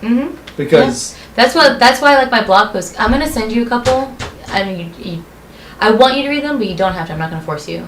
But I'd like it if you would, because some of them are actually really good. I would say if somebody can come and watch us and get free therapy, and the fact that other people think or act the same way or going through the same kind of thing, that's all I care about. Is that? Or I would like to open your perspective a little bit. That's why I like. That's what this blog is. It's open perspective of people that think completely different from each other, which we do. And being respectful though about it. And it's funny because we're both Aquariuses. Like this whole middle ground thing, like. There's a lot of weird connections, but also it's weird that that we have this whole middle. Like this whole thing is based off of our difference of opinion. It's a difference of opinion, but at the end of the day, there are a lot of similarities as to why we're able to talk about our difference of opinions. Yeah, because I will never unfriend somebody because of political beliefs. Political beliefs, what they believe in. but I also want them to listen to why I believe in what I believe in. Mm-hmm. And literally, it should not. Your opinion or anybody's opinion about anything. It's an opinion. It's an opinion, and you're not harming me by just telling me your opinion. So all my best friends right now are all on the like my mother is on the opposite side of the political spectrum. Political spectrum. Jeremy, you, Chucky, Micah, everybody. Everybody sits at this table. Yeah, but I wouldn't call Knock and Scarlett my best friends. They're my friends. You're gonna have to cut that out. I won't. We're gonna. Well, because we've already said like, a best friend's a title I give to somebody that like I would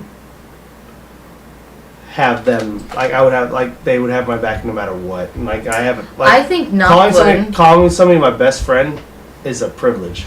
Well, I think Knox definitely somebody that you could call. If there was something that's happening, I don't. Not really. I don't know. I've never like. It's because you don't know Knock. I don't know Knock. Yeah, I don't like. We don't text. We don't do like outside of D&D. Well, we don't text. like Knock showed up for my birthday party and he had a great time and it was awesome to have Knock there and just seeing him enjoy. I'm not saying they're not good friends. No, I know. But like I know. The best friend title.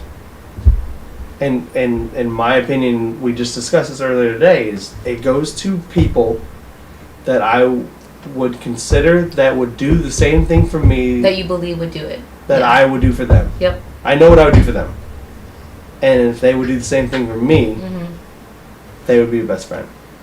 Like, would not do it. Maybe. I think he definitely would. He would, but like I don't know. We don't know. I understand what you're saying. I also He's still my really good friend. Scott's my really good friend. I would never consider them my best friend. Don't say never, because we still. No. At this point, at this moment. Yeah. I wouldn't consider him as my best friend. You stop. I love him. But no, I wouldn't. You and Jeremy, though, like. Closest. 100%. Because I don't talk to him outside of anything. Like, with you, I like whatever. Well, this started because I knew that like.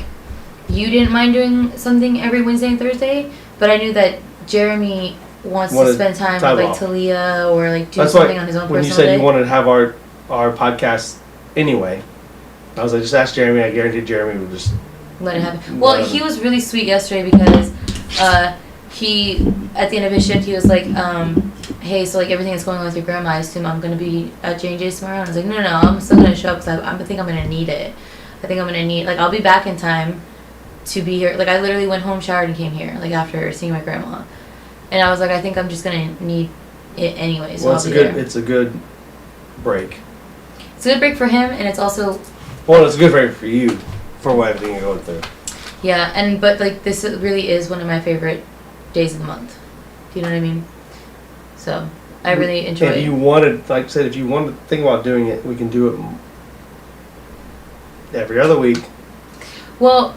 I wouldn't mind, except the fact that I feel like once a month catching up and being able to talk about so many, like a variety of different things, is because we take that month apart and we're like, hey, so let's talk about this or this or this. But I mean, I don't feel like we're ever going to have a lack of topics to talk about. I feel like... Like that Billboard one that we talked about last week, I still think about. So do I. And I still think about that Billboard. Linkin Park just released a new album and it's so good. So good. I've listened to it nonstop.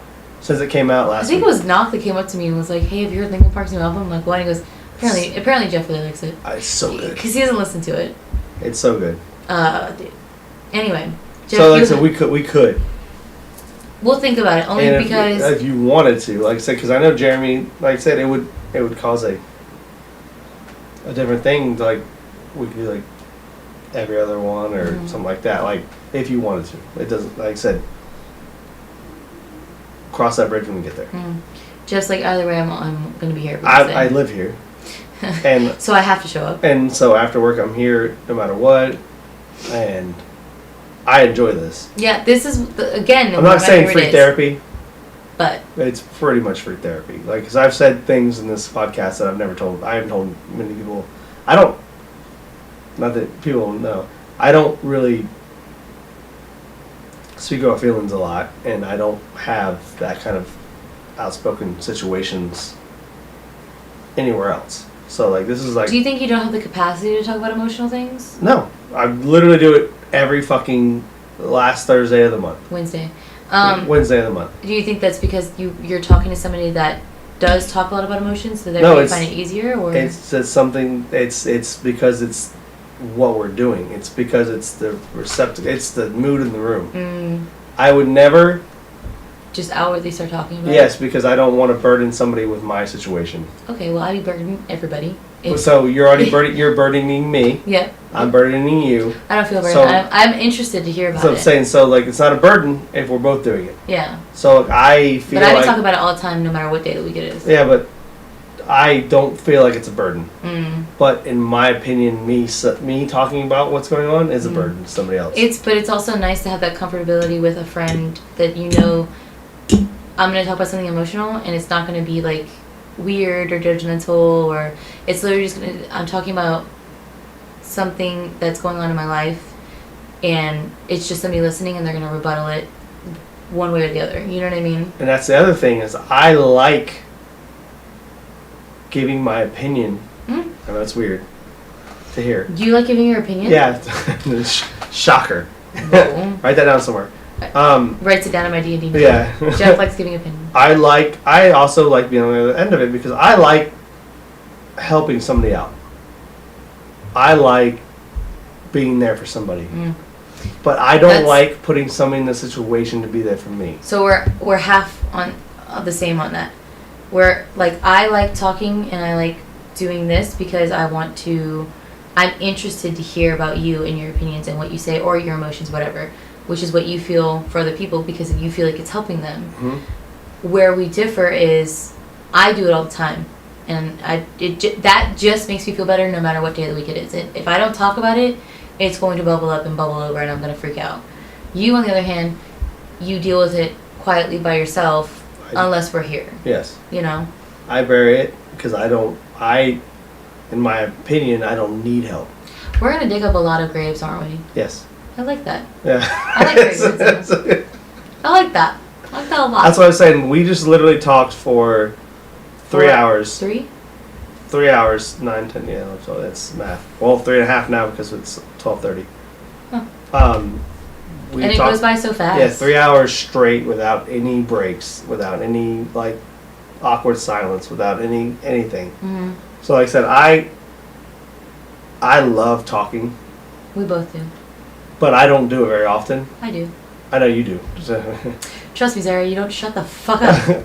Because like as you watch like the streams and everything, I don't talk a lot.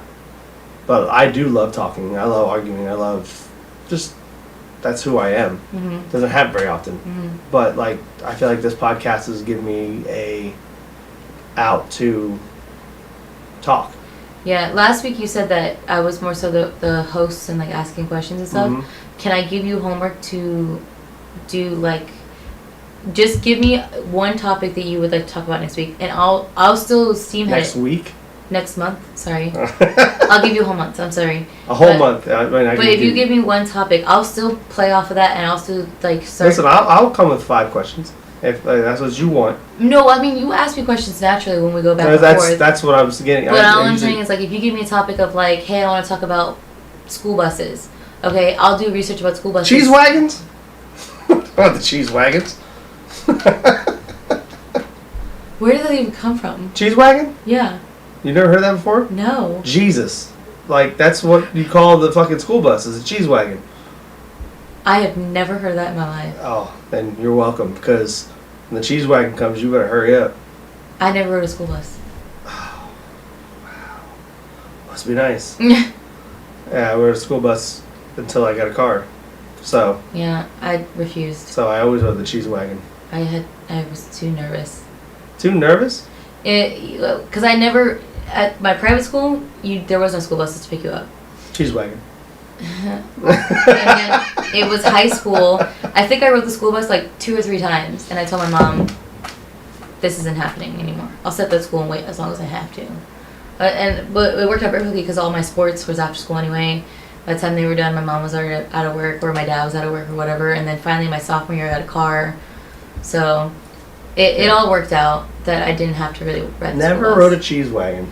Once, like 2 or 3 times. That's about it. Like there was no basketball or track or volleyball, and we got out too early for my mom to come get me, and you couldn't just wait at the school. You know what I mean? But I would also, like, I had friends that lived, like, walking distance from my school, so I would try to, like, be at their house and, like, hang out with them until my mom could come get me, you know? Yeah. School buses were terrifying to me. Anyway, Jeff, fucking cheese wagon. Oh, my God, you have to go to bed. I do. I have to be up at 6:45 in the morning. Gross. We will see you guys next month for another SnJs, but we'll see you tomorrow for Bars and Bartenders. Bars and Bartenders, episode 50. Crazy! 50 episodes. 50. We should get a cake.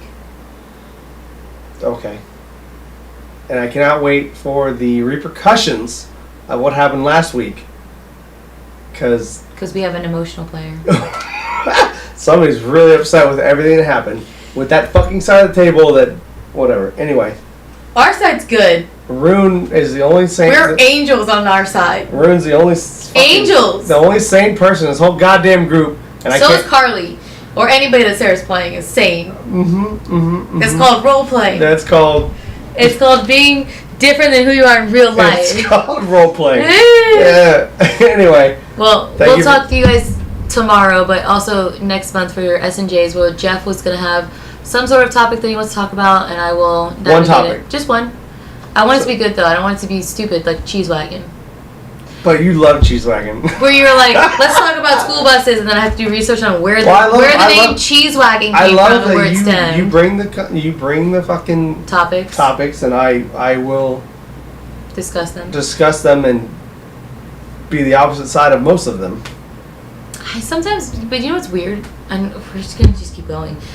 I don't feel like you're on the opposite side. It just feels like we're having a conversation. It is a conversation. But it's not like I feel like it should be. Yeah, it never feels like, oh, you're disagreeing with me. Like we're in a disagreement. It just feels like we're just it. It never feels like, yeah, we call it the middle ground, and yes, we're on opposite ends of a lot of things, but it doesn't feel that way. Like it just feels like, hey, because like I know. For example, if I came up to you... You know the fact who I voted for. I know who you voted for. Listen, if I came up to you and I said, hey, so-and-so over here is threatening my life because of what I believe and who I voted for, even if you agreed with their beliefs, you would go over there and you'd be like, the fuck are you doing? What the fuck are we doing? Yeah. We're not here to physically assault somebody that... Based off of their disagreed with you. Yes. Let's say, because the biggest thing is my mother is opposite of me. But my father, my brother, and everybody else is on my side. Yeah. But my mother, we've already discussed, is my best friend. So, like, I don't care. And then Chucky and Jeremy and you and Micah and like they're all like, but like, I don't even count Micah because Micah tries to rub shit in. Like Micah's funny. He tries to pick and shit like that, and I'm like. Sometimes what he says though, I'm like. Yeah, but some of the things he says is wrong.